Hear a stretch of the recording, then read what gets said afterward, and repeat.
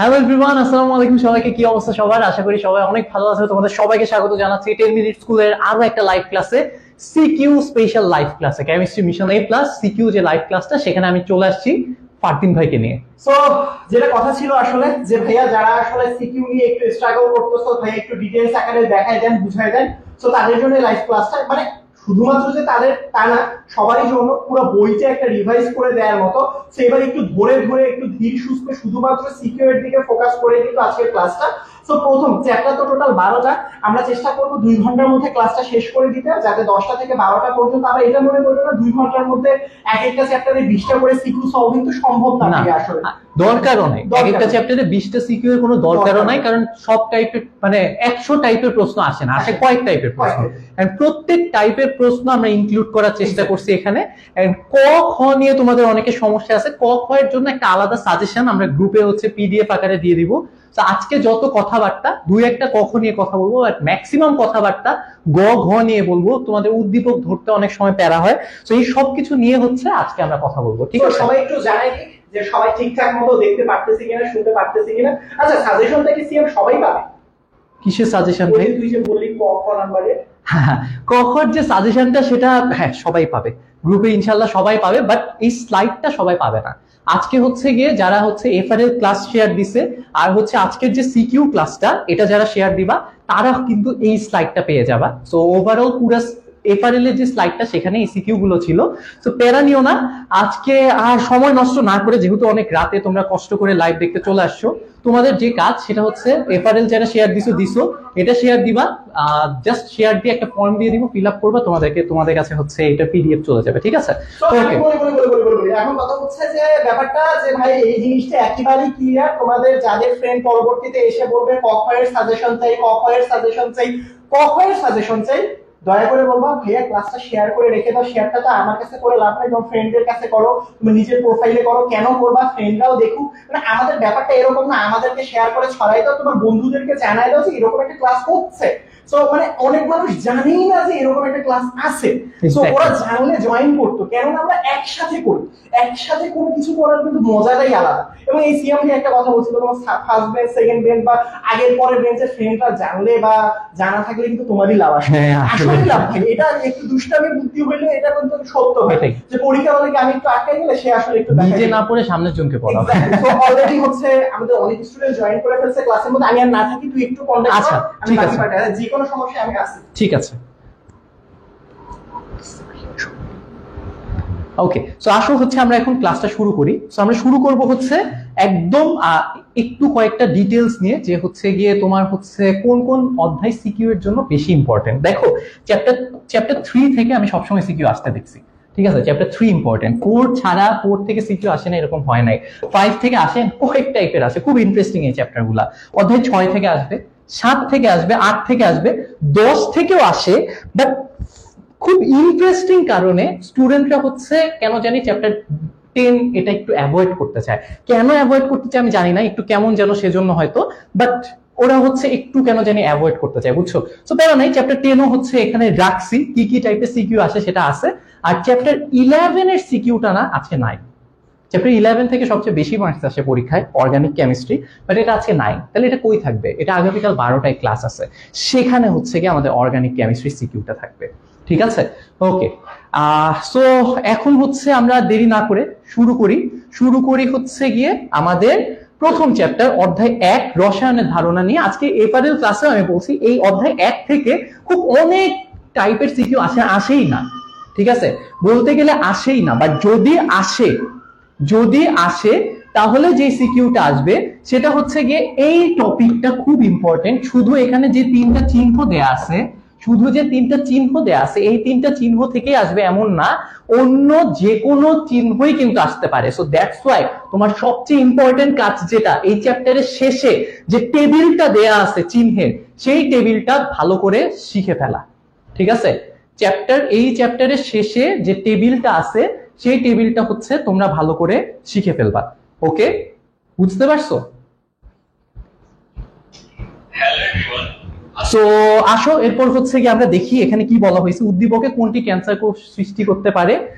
সেখানে বলা হয়েছে হচ্ছে কি, এই যে দেখো আমরা জানি কোনটা ক্যান্সার কোষ সৃষ্টি করে, তাই না? এখানে আমি বেশি সময় দিব না। ক্যান্সার কোষ সৃষ্টি করে হচ্ছে আমাদের তেজস্ক্রিয় চিহ্নের সাথে রিলেটেড। তো তোমার চিহ্নগুলা কিন্তু চিনতে হবে, তুমি খালি নাম পারলে হবে না, তোমার চিহ্ন কোনটা কি মিন করে সেটা পারতে হবে। Got it? ওকে। এরপর হচ্ছে বলছে 1 আর 2 সাংকেতিক চিহ্ন বিশিষ্ট রাসায়নিক পদার্থ কিভাবে পরিবেশের ক্ষতি সাধন করে। এটা পারার জন্য তোমার 1 নাম্বার জিনিস যেটা জানতে হবে, এই 1 আর 2 দিয়ে কি বুঝাচ্ছে, 1 আর 2 দিয়ে কি বুঝাচ্ছে, এন্ড তারপর যেটা পারতে হবে এই 1 আর 2 এটার আন্ডারে কারা পড়তেছে। 1 আর 2 নাম্বার এটা যেটা আছে এটার আন্ডারে কারা পড়তেছে সেটা তোমার জানতে হবে। বুঝতে পারছি? সো আশা করি একটু দেখো অ্যান্সার গুলা দেখো। মোমের মূল উপাদান জানো হাইড্রোকার্বন, পেটে অ্যাসিডিটির জন্য অ্যান্টাসিড কেন খাওয়া হয় সেটাও তোমাদের জানা উচিত, সাজেশনে পেয়ে যাবা। এখানে বলা হয়েছে কোনটা ক্যান্সার সৃষ্টি করতে পারে, অবভিয়াসলি 3 নাম্বার ক্যান্সার সৃষ্টি করে। আর এটা কি, এটা হচ্ছে তেজস্ক্রিয় পদার্থ, রাইট? এটা দিয়ে কি মিন করে, এটা দিয়ে মিন করে তেজস্ক্রিয় পদার্থ, রাইট? আর হচ্ছে 1 আর 2 দিয়ে কি মিন করে, 1 আর 2 দিয়ে হচ্ছে আগুনের শিখা, যেটা দিয়ে দাহ্য পদার্থকে বুঝায়। 1 নাম্বার দিয়ে কি বুঝায়, 1 নাম্বার দিয়ে দাহ্য পদার্থকে বুঝায়, আর 2 নাম্বার দিয়ে কি বুঝায়, পরিবেশের জন্য ক্ষতিকর, পরিবেশের জন্য ক্ষতিকর সেটাকে বুঝায় হচ্ছে আমাদের 2 নাম্বার দিয়ে। বুঝতে কি পারছি? সবাই কি বুঝছো? দেখি আমাদের সাথে কারা কারা জয়েন করছে। আমি দেখতে পাচ্ছি রিশা জয়েন করছে আমাদের সাথে, তারপর হচ্ছে শাম্মী ইসলাম জয়েন করছে, ফাতেমা জয়েন করছে, তারপর হচ্ছে শারমিন জয়েন করছে, মাহবুবুল জয়েন করছে, তারপর হচ্ছে মাসুমা জয়েন করছে। Very good, very good, very good, শাবাশ। সবাই পাঠ বুঝতেছো তো, তাই না? সো চ্যাপ্টার 1 থেকে এই কয়েকটা টাইপেরই একটা টাইপেরই কোয়েশ্চেন আসার পসিবিলিটি সবচেয়ে বেশি, যদি আসে। আবার বলতেছি যদি আসে, আসবে নাকি কোনো সিউরিটি নাই, না আসার পসিবিলিটি বেশি, যদি আসে এখান থেকে আসবে। ঠিক আছে? ওকে। এরপর হচ্ছে আমরা চলে যাব হচ্ছে চ্যাপ্টার 2 তে। চ্যাপ্টার 2 তে হচ্ছে দেখো, চ্যাপ্টার 2 এর সিকিউ এর জন্য ব্যাপন নিঃসরণ খুব ইম্পর্টেন্ট। ব্যাপন নিঃসরণ তোমার পারতেই হবে, ঠিক আছে? সো এখানে যেমন দেখো নিঃসরণ কি বলছে, একই পদার্থে গলনাঙ্ক স্ফুটনাঙ্ক ভিন্ন কেন, জানা কথা যে ভাই গলে এক টেম্পারেচারে, ফুটবে আরেক টেম্পারেচারে, মানে বাষ্প হবে আরেক টেম্পারেচার, অবভিয়াসলি আলাদা হবে। এটা হচ্ছে একটা জিনিস, এটা হচ্ছে একটা জিনিস। এরপর বলা হয়েছে উদ্দীপকের প্রক্রিয়াটা কোন ধরনের পরিবর্তন। ভাইয়া দেখো এখানে কি হয়েছে, উদ্দীপকের প্রক্রিয়া কি হয়েছে, HCl আর NH4OH যুক্ত হয়েছে, বিক্রিয়া করে NH4Cl উৎপন্ন করছে। পরিবর্তন দুইটা শিখছো তোমরা, একটা হচ্ছে ভৌত, একটা হচ্ছে রাসায়নিক। তাহলে এটা কোন ধরনের পরিবর্তন হয়েছে বলো? বলো। ভৌত পরিবর্তনে কি হয়, জাস্ট অবস্থার পরিবর্তন হয়। আর রাসায়নিক পরিবর্তনে কি হয়, নতুন টাইপের পদার্থ তৈরি হয়। তো আমি আশা করি এটা তোমরা পারবা এন্ড ইজিলি এক্সপ্লেইন করতে পারবা। এখানে ধরে ধরে বলে দেওয়ার তো কিছু নাই, জাস্ট হচ্ছে এই যে এখানে সবগুলার অ্যান্সার দেয়া আছে, সবগুলার অ্যান্সার দেয়া আছে, আমি জাস্ট তোমাদেরকে ধরায় দেব, তোমরা পারবা, পারা উচিত, পরশুদিন পরীক্ষা, রাইট? ওকে। এরপর ঘতে কি বলা হয়েছে, ঘতে বলা হয়েছে হচ্ছে গিয়ে যে উৎপন্ন সাদা ধোঁয়া কিন্তু এই যে NH4Cl এর সাদা ধোঁয়া, এটা বলছে এ প্রান্তের কাছাকাছি কেন হয়েছে, বি প্রান্তের কাছে কেন হয় নাই। বুঝো, এখানে তোমার চলে আসতেছে ব্যাপনের আইডিয়াটা, সেটা হচ্ছে HCl গ্যাস এদিক গেছে, তারপর হচ্ছে NH4OH এদিক যাওয়া শুরু করছে। একটা নির্দিষ্ট সময় পর, একটা ফিক্সড সময় পর, ধরো আমি আর ফারদিন ভাই তো একটু মোটু মোটু, রাইট? সো জানো তোমরা, আমি আর ফারদিন ভাই যদি দৌড়ানো শুরু করি, আমি আবার বলতেছি, আমি আর ফারদিন ভাই যদি দৌড়ানো শুরু করি, তাহলে কি হবে, কে আগে দৌড়াবে, কে আগে দৌড়াবে? আমি আগে দৌড়াবো, তাই না? যদি বলো যে 10 সেকেন্ডের মধ্যে কে কত দূরে যাও, কে বেশি দূরে যাবে, আমি বেশি দূরে যাব, তাই না? দ্যাটস ওয়াই হচ্ছে এই দুইটার মধ্যে যার ভর কম, কোন ভর, আণবিক ভর কম, সে হচ্ছে বেশি ডিস্টেন্স পার করবে সেম টাইমে। সো দ্যাটস ওয়াই হচ্ছে কোনো একটা বেশি ডিস্টেন্স পার করবে NH4OH আর HCl এর মধ্যে, আরেকটা হচ্ছে কম ডিস্টেন্স পার করবে। বুঝতে কি পারছি? এখন কোনটা কম ডিস্টেন্স পার করবে, কোনটা বেশি ডিস্টেন্স পার করবে, চলো দেখে আসি। সো আমরা জানি আণবিক ভর, HCl এর আণবিক ভর হচ্ছে, HCl এর আণবিক ভর হচ্ছে 36.5, আর NH4OH না, বেসিক্যালি এটা প্রশ্নে ছিল হচ্ছে NH3 ছিল তোমাদের, ঠিক আছে? যদি বলে হচ্ছে NH4OH হলে কাহিনী চেঞ্জ হয়ে যাবে, বাট কোয়েশ্চেনে ছিল NH3। আর যদি বলে HCl আর NH3 তখনও কিন্তু একই জিনিস হবে। তো দেখো যখন হচ্ছে কি NH3 আসতেছে তখন কি হবে, এই দিক থেকে এটা গেল, এইখান থেকে NH3 আসলো, কার ভর কম, NH3 এর ভর কম, দ্যাটস ওয়াই হচ্ছে NH3 বেশি ডিস্টেন্স পার করে ফেলবে। বুঝতে কি পারছি? ওকে, ভেরি গুড। আগে, তাই না? আচ্ছা, তারপর হচ্ছে CQ2 কোয়েশ্চেনই নাই হয়ে গেছে। আচ্ছা, এরপর বলছে উদ্দীপকের 1 নাম্বার বিকারে তাপীয় বক্ররেখায় কয়টা আনুভূমিক রেখা পাওয়া যাবে? 1 নাম্বারটা কে? 1 নাম্বার হচ্ছে বরফ, রাইট? আমি এখানে ছোট করে দেখাই দিই। দেখো, বরফ যখন হচ্ছে বরফ ছিল তখন অবভিয়াসলি ওটা টেম্পারেচার মাইনাস ধরো 5 ডিগ্রি সেন্টিগ্রেড ছিল। তারপর হচ্ছে পানি হইছে কততে? 0-তে। তারপর হচ্ছে গিয়ে বাড়ছে বাড়ছে বাড়ছে, তারপর 100-তে গিয়ে এটা বাষ্প হবে, ঠিক আছে? তাহলে দেখো -5 থেকে তুমি যখন তাপ দেওয়া শুরু করবা, তুমি যখন কি করবা, তাপ দেওয়া শুরু করবা, এটা হ্যাং হয়ে গেছে, তাপ দেওয়া যখন শুরু করবা -5 পর্যন্ত আসবে বরফের টেম্পারেচার। তারপর কি হবে? কিছুক্ষণ দেখবা তাপমাত্রা স্থির থাকবে। এইটা হচ্ছে একটা আনুভূমিক রেখা, হরাইজন্টাল লাইন, ঠিক আছে? আনুভূমিক রেখা হচ্ছে এক্স অক্ষের সমান্তরাল রেখা। তারপর হচ্ছে আবার হচ্ছে এটা যত তাপ দিবা উপরে উঠবে। এই সময় কি হয়েছে বলতো? বরফ গলে পানি হয়েছে। এই সময় তুমি যত তাপ শক্তি দিছো তাপমাত্রা বাড়ে নাই, এই তাপ শক্তি ইউজ করে বরফ গলে পানি হয়েছে, তাই তাপমাত্রা বাড়ে নাই। সো সময় গেছে বা তাপমাত্রা দিছো কিন্তু তাপ দিছো, কিন্তু হচ্ছে তাপমাত্রা চেঞ্জ হয় না। এটা হচ্ছে একটা হরাইজন্টাল লাইন। আবার যখন 100-তে পৌঁছায় যাবে, 100-তে পৌঁছায় যাবে, তখন হচ্ছে আবার পানি হচ্ছে বাষ্পে পরিণত হবে। এখানে আরেকটা হরাইজন্টাল লাইন বা আনুভূমিক রেখা তৈরি হবে। বুঝতে পারছি? তারপর হচ্ছে কি হবে? এবার চলে গেল। তাহলে কয়টা আনুভূমিক রেখা পাইছো? 2টা। সুন্দর করে এই গ্রাফটা বইয়েও দেয়া আছে, সুন্দর করে গ্রাফটা আঁকবা, একটু করে ডিসক্রাইব করবা। কই গেল? সুন্দর করে গ্রাফটা আঁকবা, ডেসক্রাইব করবা কোথায় কি আছে। এখানে পানি আছে, এখানে বরফ আছে, এই জায়গায় হচ্ছে পানি থেকে বরফ হচ্ছে, তারপর হচ্ছে এই জায়গায় হচ্ছে স্ফুটনাঙ্ক রেখা, এখানে পানি থেকে বাষ্প হচ্ছে। তো এই জিনিসগুলো একটু সুন্দর করে এক্সপ্লেইন করে দিবা, ফুল মার্কস পাবা। গ্রাফটা আঁকতে হবে, এটা যদি না আঁকো কোনো মার্ক মানে 1 দিতাম, আমি হলে 1 দিতাম এটা না আঁকলে। ওকে, এরপর বলছে হচ্ছে গিয়ে এখানে এক্সপ্লেইন করা আছে। এক্সপ্লেইন করার চেয়ে গ্রাফটা প্রপারলি আঁকা ইম্পর্টেন্ট। তুমি কিভাবে এক্সপ্লেইন করতেছো না করতেছো তার চেয়ে গ্রাফ আঁকা ইম্পর্টেন্ট, আমি আবার বলতেছি। ওকে, এরপর হচ্ছে দেখো, এরপরে কি বলছে যে 2 নাম্বার বিকারে তাপীয় বক্ররেখা 1 নাম্বারের মতোই হবে নাকি? 2 নাম্বার বিকারে কে আছে? ন্যাপথালিন। এটা কেমন? এটা কেমন বলো তো? ন্যাপথালিন হচ্ছে আমার ঊর্ধ্বপাতিত পদার্থ। ন্যাপথালিন আমার কেমন পদার্থ?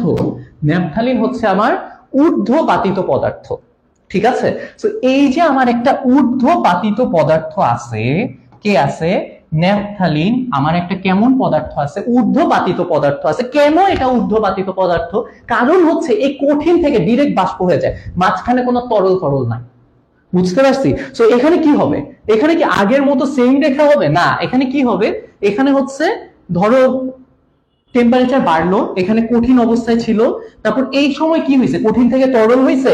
না, এই সময় হচ্ছে কঠিন থেকে ডিরেক্ট বাষ্প হয়েছে, তারপরে উঠে চলে যাবে।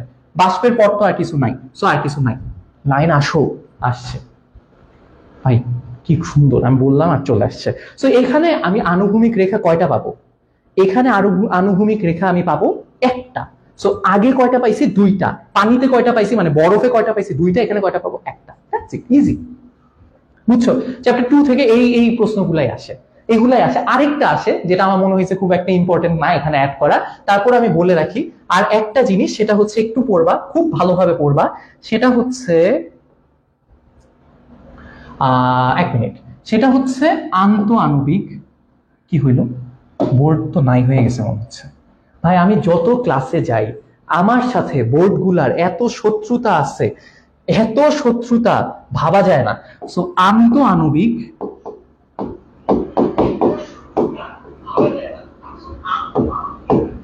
দেখো আমি লিখতেছি, আসতেছেন, একটু পর আসবে। আন্তঃআণবিক আকর্ষণ বল, ঠিক আছে? আন্তঃআণবিক আকর্ষণ বল রিলেটেড যা কিছু আছে সেগুলো একটু পড়বা। হ্যাঁ, বুঝতে পারছি। আপনার বোর্ড মনে হচ্ছে নাই হয়ে গেছে। হ্যাং করে ফেলছে। 1 মিনিট টাইম দাও, কিছু মনে করো না। ঠিক আছে, ফারদিন ভাইয়ের বোর্ড ফারদিন ভাইয়ের মতো। প্যারাটা হচ্ছে কি, মানে এই বোর্ডটা হ্যাং করে তখনই যখন প্রচুর পরিমাণ গরম থাকে। সো এখন হচ্ছে কি এসি লাগানোর মতো এখনো পরিবেশ তৈরি হয়নি এখানে। এখানে হচ্ছে পুরো জায়গাটা ওপেন। হ্যাঁ, একেবারে। তো এখানে এসি লাগাইতে হলে পুরো জায়গাটা ক্লোজ করে দিতে হবে। ক্লোজ করে দিলে, আমি তো সিভিল ইঞ্জিনিয়ার। হ্যাঁ, তুই একটু দেখ, ইঞ্জিনিয়ারিং করে দেখ। ইঞ্জিনিয়ার হই নাই এখনো। এক মিনিট আসতেছে, প্যারা নিও না। ওই যে ফারদিন ভাই বোর্ড, ফারদিন ভাইয়ের মতো, ফারদিন ভাই। তো যেটা বলতেছিলাম, আমি বলতে থাকি, আপনি বোর্ড ঠিক করেন। সেটা হচ্ছে আন্তঃআণবিক যে আকর্ষণ বল যেটা হয়, সে আন্তঃআণবিক আকর্ষণ বল থেকে অনেক সময় কোয়েশ্চেন আসে, খুব মানে রকেট সায়েন্স কিছু না, জাস্ট হচ্ছে তোমাকে কঠিন দিল, তরল দিল, বায়বীয় দিল, এরকম আসা একদম উচিত না, এটা একদম বাচ্চাদের কোয়েশ্চেন। কিন্তু ধরো দিল, দিয়ে বললো হচ্ছে গিয়ে এখানে মানে এই পরিবর্তনটা কেন হচ্ছে না হচ্ছে এগুলা, ঠিক আছে। তো তখন তোমার হচ্ছে ওই আন্তঃআণবিক আকর্ষণ নিয়ে কথা বলতে হবে। আরেকটা হচ্ছে কণার গতিতত্ত্ব নিয়ে একটু আসতে পারে, যে কণার গতিতত্ত্ব, কঠিনে কণার গতি সবচেয়ে কম থাকে, তরলে বাড়ে, বাষ্পে আরো বেড়ে যায়। যখন গতি বাড়ে, কণার গতি বাড়ে, যখন কণার গতি বাড়তেছে তখন আন্তঃআণবিক আকর্ষণ বল তত কমতে থাকে। শেষ, চ্যাপ্টার 2 শেষ। দুইটা চ্যাপ্টার শেষ করে দিছিস? হ্যাঁ ভাই, এই দুইটা চ্যাপ্টার তো আসলে কোনো চ্যাপ্টারই না, আসল পড়া তো শুরু হবে এখন। পোলাপাইন যারা এখনো মনোযোগ দিয়ে পড়ো না, এখন থেকে পড়ো, ঠিক আছে। এখন হচ্ছে দেখো, এগুলো সব কিন্তু বোর্ড কোয়েশ্চেন।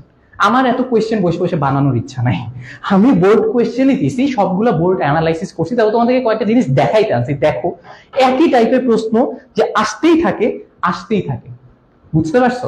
তো কি রকম আসতেছে দেখাই।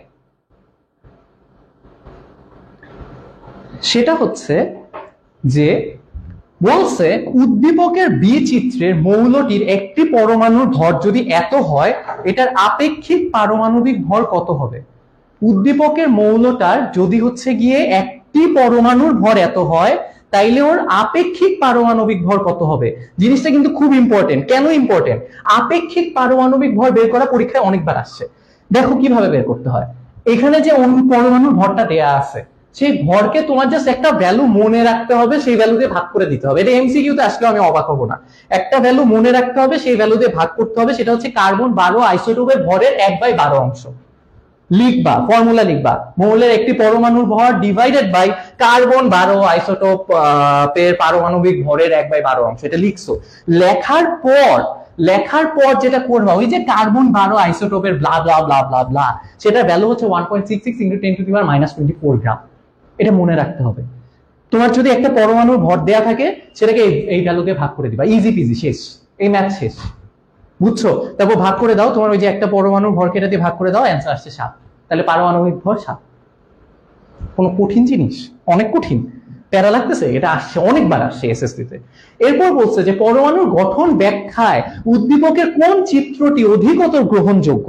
ভাইয়া দেখো, খেয়াল করো, পরমাণুর গঠন ব্যাখ্যায় এইটা কিন্তু রাদারফোর্ড মডেল। কেন এটা রাদারফোর্ড মডেল ভাই, কেমনে বুঝলেন? কারণ এখানে আমি কোনো কক্ষপথ দেখতে পাচ্ছি না, কোনো স্থির কক্ষপথের কথা এখানে বলা নাই, যেটা রাদারফোর্ডের মডেলে ছিল।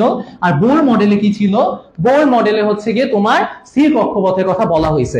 এই টাইপের প্রশ্ন অ্যান্সার করতে গিয়ে আমি অনেক প্যারা খাইতাম। আমি তোমাদেরকে বলে দিই কি করবা। রাদারফোর্ডের মডেল কি সংক্ষেপে বলবা, ঠিক আছে? খুব বেশি বড় লিখবা না। রাদারফোর্ডের মডেল কি সংক্ষেপে বলবা, তারপর রাদারফোর্ডের সীমাবদ্ধতা গুলা।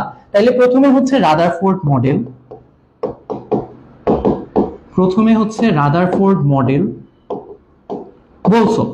বলছো ভাল লাগছে, বলছি।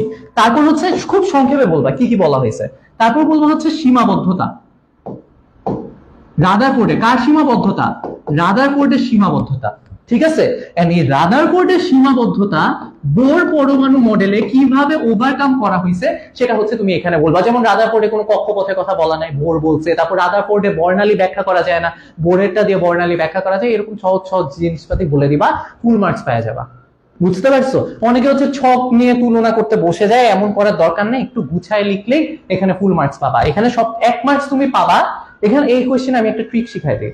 এখানে তুমি 1 মার্কস ফ্রি পেয়ে যাবা যখন হচ্ছে তুমি এটা আইডেন্টিফাই করতে পারবা যে এটা রাদারফোর্ড মডেল, এটা বোর পরমাণু মডেল। এটা যদি তুমি লেখো, তোর পরীক্ষায় টাইম নাই, এখন কি করবো? তাহলে লিখবা যে এ হচ্ছে রাদারফোর্ড পরমাণু মডেল, বি হচ্ছে বোর পরমাণু মডেল, আর 10 সেকেন্ড আছে। এবার লিখবা হচ্ছে বি, অর্থাৎ বোর পরমাণু মডেল অধিকতর গ্রহণযোগ্য। শেষ। আল্লাহ সহায় হইলে 2 মার্কসও পাওয়া যেতে পারে।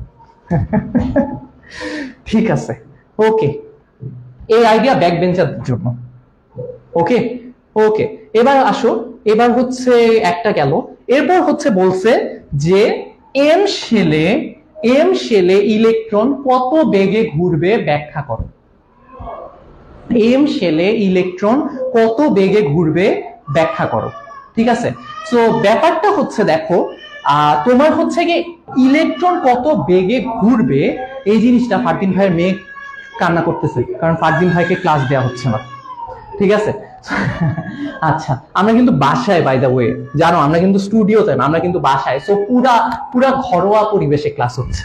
সো ব্যাপারটা হচ্ছে উদ্দীপকের এম শেল, এম মানে কি, কে এল এম, এম মানে কি 3 নাম্বার শেলে ইলেকট্রন কত বেগে ঘুরবে, mvr ইকুয়ালস টু nh/2 পাই, এটা দিয়ে করা যায়। mvr ইকুয়ালস টু nh/2 পাই দিয়ে করা যায়, বাট এখানে একটা সমস্যা হচ্ছে, এখানে আর দিতে হয়। এই ফর্মুলা দিয়ে যদি করতে হয় তাহলে আরটা জানা থাকতে হয়, পারমাণবিক মানে কক্ষপথের ব্যাসার্ধটা জানা থাকতে হয়। কক্ষপথের ব্যাসার্ধ যদি না জানো, এটা কিন্তু তুমি অ্যাপ্লাই করতে পারবে না। কারণ এম যদি হয় তাহলে এন এর ভ্যালু কত বলো তো? এন এর ভ্যালু হবে হচ্ছে 3, তাই না? কে কে হচ্ছে 1 নাম্বার, তারপর এল, তারপর এম এন ও। কেন যে কে থেকে শুরু করছে, যাই হোক, এটা নিয়ে কষ্ট পাওয়ার কিছু নাই। সো এটা কিন্তু এটা দিয়ে করা যাবে না। সো এই বেগ বের করার জন্য হচ্ছে গিয়ে আমার হচ্ছে কক্ষপথের ব্যাসার্ধটা দেওয়া থাকতে হয়। সো কোথাও যদি কক্ষপথের ব্যাসার্ধ দেয়া থাকে তাহলে তুমি এটা পারবা, আদারওয়াইজ অন্য ফর্মুলায় যেতে হবে, এটা তোমাদের জন্য না, এটা তোমাদের জন্য না। ঠিক আছে, সো এই টাইপের প্রশ্ন যদি আসে তাহলে কক্ষপথের ব্যাসার্ধ কোথাও না কোথাও অবশ্যই দেয়া থাকবে। ওকে, সো কক্ষপথের ব্যাসার্ধ মুখস্থ করতে হবে না, তোমরা পারা না, তো এটা তোমাদের লেভেলের পড়াশোনা না। ঠিক আছে, এরপর বলছে পরমাণুর গঠন বর্ণনায় চিত্র 1 ও 2 এর মধ্যে কোনটা বেশি সফল, বলো। বলছে একটু আগে, এটা আসছে, দেখছো বারবার যে আসতেছে, জাস্ট এই গ নাম্বারটা দেখানোর জন্য যে এইটা যদি আসে, যদি কারেকশন না আসে তাইলে এটা আর অ্যান্সার করতে যাও না। যদি কারেকশন না আসে, যদি আর এর ভ্যালু তোমাকে দিয়ে না দেয়, আবার বলতেছি, যদি আর এর ভ্যালু দিয়ে না দেয় তাহলে এটা অ্যান্সার করতে যাবা না। যদি কোথাও তোমাকে কত বেগে ঘুরবে, হ্যান ত্যান এই টাইপের, বা কৌণিক ভরবেগ কত, এখানে একটা জিনিস আছে, এখানে যদি বলতো যে কৌণিক ভরবেগ কত, কৌণিক ভরবেগ কত, এটা যদি চাইতো তাহলে কিন্তু তোমার আর ফার কিছু লাগতো না। কৌণিক ভরবেগের ফর্মুলা mvr, এটা ইকুয়ালস টু আমরা লিখতে পারি nh/2 পাই। এটা কিভাবে আছে কলেজে গিয়ে শিখবা, কলেজে পোলাপাইনকে শিখাই, সো এখন তোমাদের এটা শিখার বিষয় না। সো এই nh/2 পাই এর ভ্যালু কিন্তু তুমি ইজিলি বের করতে পারবা। m জানো 3, h হচ্ছে প্ল্যাঙ্কের কনস্ট্যান্ট, পাই তুমি জানো। সো এই যে এখানে দেখো প্ল্যাঙ্কের ধ্রুবক 6.626 × 10⁻34। সো প্ল্যাঙ্কের কনস্ট্যান্ট পাই এর ভ্যালু তুমি জানো, সো সবই জানো। এখানে জাস্ট হচ্ছে তুমি যেটা করবা, ভ্যালুগুলো বসায় দিবা, তাহলে এটার ভ্যালু পাবা, এটার ভ্যালু পাওয়া মানে এটার ভ্যালু পাওয়া, দ্যাটস ইট। ঠিক আছে, 1 আর 2 এর মধ্যে কোনটা অধিকতর গ্রহণযোগ্য বলতে পারবো না, এটা বোর, এটা রাদারফোর্ড, এবার নিজেরা পারবা আশা করি। এটা বলছে হচ্ছে কি 1 নাম্বার উদ্দীপক হতে, বলছে 1 নাম্বার উদ্দীপক থেকে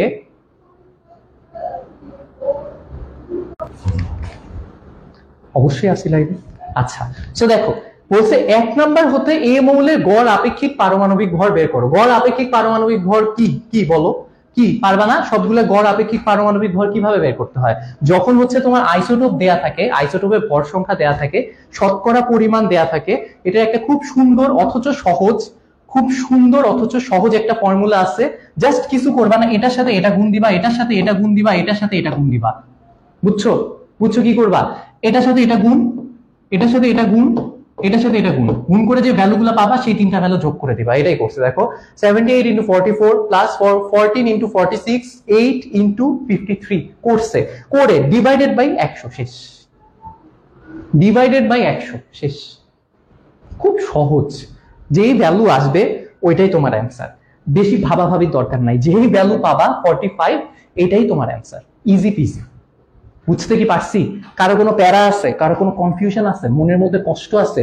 আশা করি থাকার কথা না, এরপর বলছে হচ্ছে কি 2 নাম্বার উপস্তর গুলো শক্তির ক্রম, পরমাণুর ইলেকট্রন বিন্যাস, নীতির প্রতিফলন। 2 নাম্বারে যে শক্তি স্তরের যে ক্রমটা দেয়া আছে, এটা কোন নীতির প্রতিফলন বলতো? কোন নীতির প্রতিফলন? আউফবাউ নীতির প্রতিফলন, রাইট? কোন নীতির প্রতিফলন? আউফবাউ নীতির প্রতিফলন। এটা দিয়ে কি বোঝাচ্ছে? যে এটা শক্তি কম, এটা শক্তি বেশি, এটা শক্তি আরো বেশি, এটা শক্তি সবচেয়ে বেশি এই 4টার মধ্যে। তো ইলেকট্রন যখন প্রবেশ করবে তখন হচ্ছে নিম্ন শক্তিটায় প্রবেশ করবে, এটা ভরে গেলে এটাই প্রবেশ করবে, এটা ভরে গেলে এটাই প্রবেশ করবে, তারপর ওইটা ভরে গেলে এটাই প্রবেশ করবে। এটা কোন নীতি? আউফবাউ নীতি। মাথায় রেখো, আউফবাউ কিন্তু কারো নাম না, ঠিক আছে? আউফবাউ অর্থ হচ্ছে ছোট থেকে বড় সাজানো। সো অনেকে ভাবে আউফবাউ কারো নাম, হুদাই বলে যে আউফবাউ স্যারের নীতি। আউফবাউ স্যার কেন জানি বলে, আমি জানি না, আউফবাউ কারো নাম না, ঠিক আছে? তো লিখতে পারবা, আশা করি লিখতে পারবা। সো এটা হচ্ছে কোন নীতি অনুসরণ করে? আউফবাউ নীতি অনুসরণ করে। এই যে শক্তি বেশি না কম সেটা আজকে এপারের ক্লাসেও দেখাইছি। তোমরা আরেকটু চেক করে দেখতে পারো, সেটা হচ্ছে প্রত্যেকটার n প্লাস l যোগ করবা। মাথায় রেখো l এর ভ্যালু, অ্যাজিমুথাল কোয়ান্টাম নাম্বার বলে এটাকে, l এর ভ্যালু প্রত্যেকটা উপশক্তি স্তরের জন্য আলাদা আলাদা। s এর জন্য 0, p এর জন্য 1, d এর জন্য 2, f এর জন্য 3। এটা আপাতত মনে রাখো, ঠিক আছে? সো n কি ভাই, n কই পাবো? n হচ্ছে এই যে প্রধান শক্তি স্তর, এটা 5, এটা 6, এটা 4, এটা 5, ঠিক আছে? তো তুমি যেটা করবা n আর l যোগ করবা। এখানে কি আছে? 5p আছে না, 5p, p মানে কত? 1, তার মানে 5 প্লাস 1 করবা, কত আসে? এটার জন্য 5 প্লাস 1 কত আসে? 6। এটা কি? 6s, 6 প্লাস s এর ভ্যালু কত? 0, তাহলে এটাও 6 আসে। 4f, 4 প্লাস কি বলো, 4 প্লাস 3 কত আসে? 7 আসে। 5d, 5 প্লাস 2 কত আসে? 7 আসে। ভাই 6 আর 6 তো সমান, তাহলে এটা কেন বড়? দেখো যখন হচ্ছে এই দুইটা যোগফল সমান হয়ে যায় তখন হচ্ছে এই যে n এর ভ্যালু যার বেশি তার শক্তি বেশি হয়। এটা মাথায় রেখো, যখন দুইটা ভ্যালু সমান হয়ে যায় তখন n এর ভ্যালু যার বেশি তার শক্তি বেশি হয়। ঠিক আছে? আশা করি এতটুকু পারবা, এতটুকু বুঝছো তাই না? এতটুকু বুঝছো না? ঠিক আছে, এরপর আসি। তো আচ্ছা, এটা তো পারছি, শেষ। 3 নাম্বার থেকে এই কয়েক টাইপেরই প্রশ্ন আসে। একটা জিনিস আসে, সেটা হচ্ছে গিয়ে তোমার ইলেকট্রন বিন্যাসের যে ব্যতিক্রম, ইলেকট্রন বিন্যাসের ব্যতিক্রমটাও আসতে পারে, সেটা আছে অন্য কোনো চ্যাপ্টারের সাথে মিলায় দিতে পারে। ভাই মাথায় রেখো, কেমিস্ট্রিতে কিন্তু একটা সমস্যা আছে। কেমিস্ট্রি কিন্তু তুমি কোনো একটা চ্যাপ্টার বাদ দিয়ে গেলে প্যারা খেয়ে যেতে পারো, কারণ দেখবে ক আর খ অথবা গ ঘ চারটা, ক খ গ ঘ চারটা, 4 চ্যাপ্টার থেকে দিয়ে দিলে অবাক হওয়ার কিছু নাই, অবাক হবা না, ঠিক আছে? দেখবে 4 চ্যাপ্টার থেকে দিয়ে দিছে। কেমিস্ট্রিতে এটা হয়, কেমিস্ট্রি একটা সাথে আরেকটা মিলায় দেয়, কারণ কেমিস্ট্রি তো বুঝছো তো লেজেন্ডারি সাবজেক্ট, তো রয়্যাল সাবজেক্ট, অন্য সব সাবজেক্টের উপরে আছে কেমিস্ট্রি। অন্য সব সাবজেক্টের এক্সপ্লেনেশন যেখানে গিয়ে শেষ হয় সেখানে কেমিস্ট্রির এক্সপ্লেনেশন শুরু হয়। একটা এক্সাম্পল দিব, একটু মজা নেই, আসো। বরফ যে পানিতে ভাসে, কেন ভাসে? বরফের ঘনত্ব পানির চেয়ে কম, রাইট? বরফের ঘনত্ব পানির চেয়ে কেন কম? একই ভরের পানি আমি যদি বরফ বানাই ফেলি, সেটা ঘনত্ব কমে যায় কেন? তার মানে আয়তন বেড়ে যায়। আয়তন কেন বেড়ে যায়? এই যে আয়তন কেন বেড়ে গেল, পানি থেকে যখন বরফ হয় আয়তন বেড়ে যায়। ফিজিক্স এখানে শেষ, স্টপ, ফিজিক্সের দৌড় শেষ। কেন বেড়ে যায়, এখান থেকে কেমিস্ট্রির কাহিনী শুরু। তো ফিজিক্স যেখানে আটকায় গেছে ওখান থেকে কেমিস্ট্রি শুরু হয়েছে, বুঝছো? আচ্ছা, রিফাত ভাই দেখলে মনে হয় আমাকে বকবে। রিফাত ভাই আমি ভয় পাই না, আপনাকে বকেন। আচ্ছা, এরপর বলছে গিয়ে গতে বলছে পর্যায় সারণীতে সি মৌলের অবস্থান নির্ণয় করো। ছি ছি ছি, কি সহজ প্রশ্ন! সি একটা মৌল হয়েছে? সি পারমাণবিক সংখ্যা, নিচে যেটা দেয়া আছে এটা পারমাণবিক সংখ্যা, কত দেখতে পাচ্ছ? 20। পারমাণবিক সংখ্যা যদি 20 হয়, মাথায় রেখো যদি অবস্থান নির্ণয় করতে বলে দুইটা জিনিস, পর্যায় আর হচ্ছে গ্রুপ বের করতে বলছে। সো অবভিয়াসলি তুমি জানো কি করতে হবে, তোমার ইলেকট্রন বিন্যাস করে নিতে হবে। সো এটা কে বুঝতেই পারতেছো, এটা ক্যালসিয়াম বেসিক্যালি। সো ক্যালসিয়ামের ইলেকট্রন বিন্যাস যখন করে নিবা, ইলেকট্রন বিন্যাস করে নেওয়ার পর তুমি যে কাজটা করবা সেটা হচ্ছে সবচেয়ে বড় যে নাম্বারটা দেখতেছো না, এন এর ভ্যালু সবচেয়ে বড় যেটা, প্রধান শক্তি স্তর সবচেয়ে বড় যেটা, ওটাই হচ্ছে পর্যায়। তাহলে এর পর্যায় কত? 4। আর এটা কোন ব্লক মৌল? সর্বশেষ ইলেকট্রন এস এ প্রবেশ করছে। এস এ যদি প্রবেশ করে তাহলে এস এ যে কয়টা ইলেকট্রন আছে এইটাই হচ্ছে ওর গ্রুপ। তাহলে এটা যদি এস ব্লক মৌল হয়, এস এ কয়টা ইলেকট্রন আছে? 2টা, তাহলে এস, এটা হচ্ছে এস ব্লক মৌল। বুঝতে কি পারছো? সবাই কি বুঝতে পারছো? কার কোনো কনফিউশন আছে ভাইয়া? একটু বলো তো।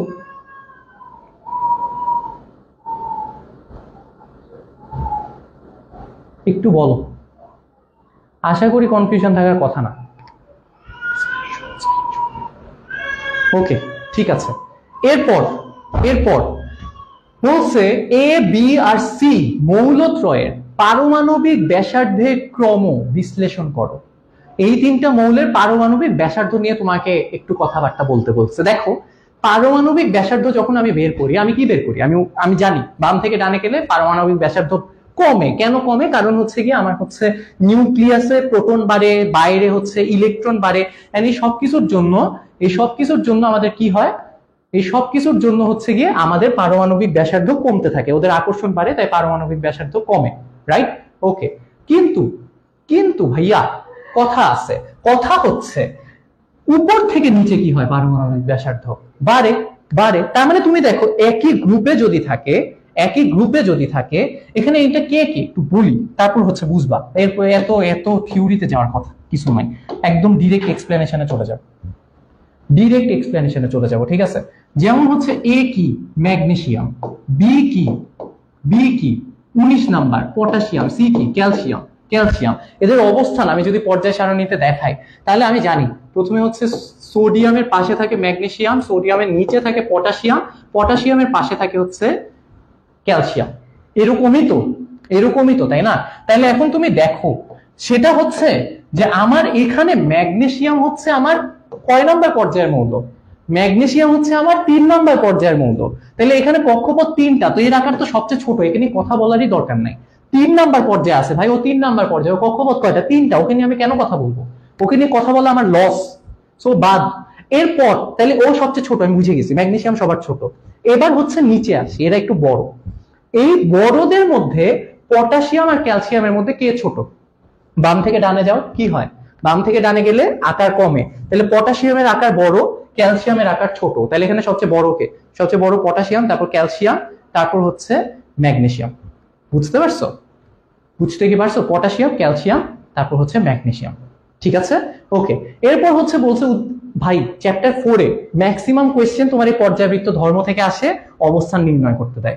অবস্থান নির্ণয়, পর্যায়বৃত্ত ধর্ম, অবস্থান নির্ণয়, পর্যায়বৃত্ত ধর্ম। পর্যায়বৃত্ত ধর্মের মধ্যে টিচারদের সবচেয়ে পছন্দের হচ্ছে গিয়ে আয়নীকরণ শক্তি আর পারমাণবিক ব্যাসার্ধ। এই দুইটা টিচারদের খুবই অনেক প্রচন্ড পছন্দ। বুঝতে পারছি? ঠিক আছে, তো ব্যাপারটা হচ্ছে বলছে উদ্দীপকের মৌলগুলোর মধ্যে কোনটা ধাতব ধর্ম সর্বাধিক। এখানে যে 4টা মৌল আছে, এই 4টা মৌলের মধ্যে কোনটার ধাতব ধর্ম সর্বাধিক? এখানে কোন 4টা আছে? সোডিয়াম, তারপর কে ম্যাগনেসিয়াম, তারপর কে ফসফরাস, তারপর কে ফসফরাস, তারপর হচ্ছে সালফার। ঠিক আছে, সোডিয়াম, ম্যাগনেসিয়াম, ফসফরাস আর হচ্ছে সালফার। এই 4টার মধ্যে বাম সবগুলা ডিরেক্ট বাম থেকে ডানে চলে গেছে। কি হয়েছে? বাম থেকে ডানে চলে গেছে না? তো বাম থেকে ডানে গেলে কি হয়? ধাতব ধর্ম কমে। দেখছি সহজ। আর হচ্ছে মৌলগুলোর ইলেকট্রন আসক্তি, আয়নীকরণ শক্তি ক্রম একই কিনা ইজিলি এক্সপ্লেইন করতে পারবা। ঠিক আছে, একটা জিনিস চেক করে দেখো তো, একটা জিনিস চেক করে দেখবা। এখানে আমি কিন্তু স্পেশাল ভাবে বলে দিলাম, এখানে কোনো ব্যতিক্রম আছে নাকি?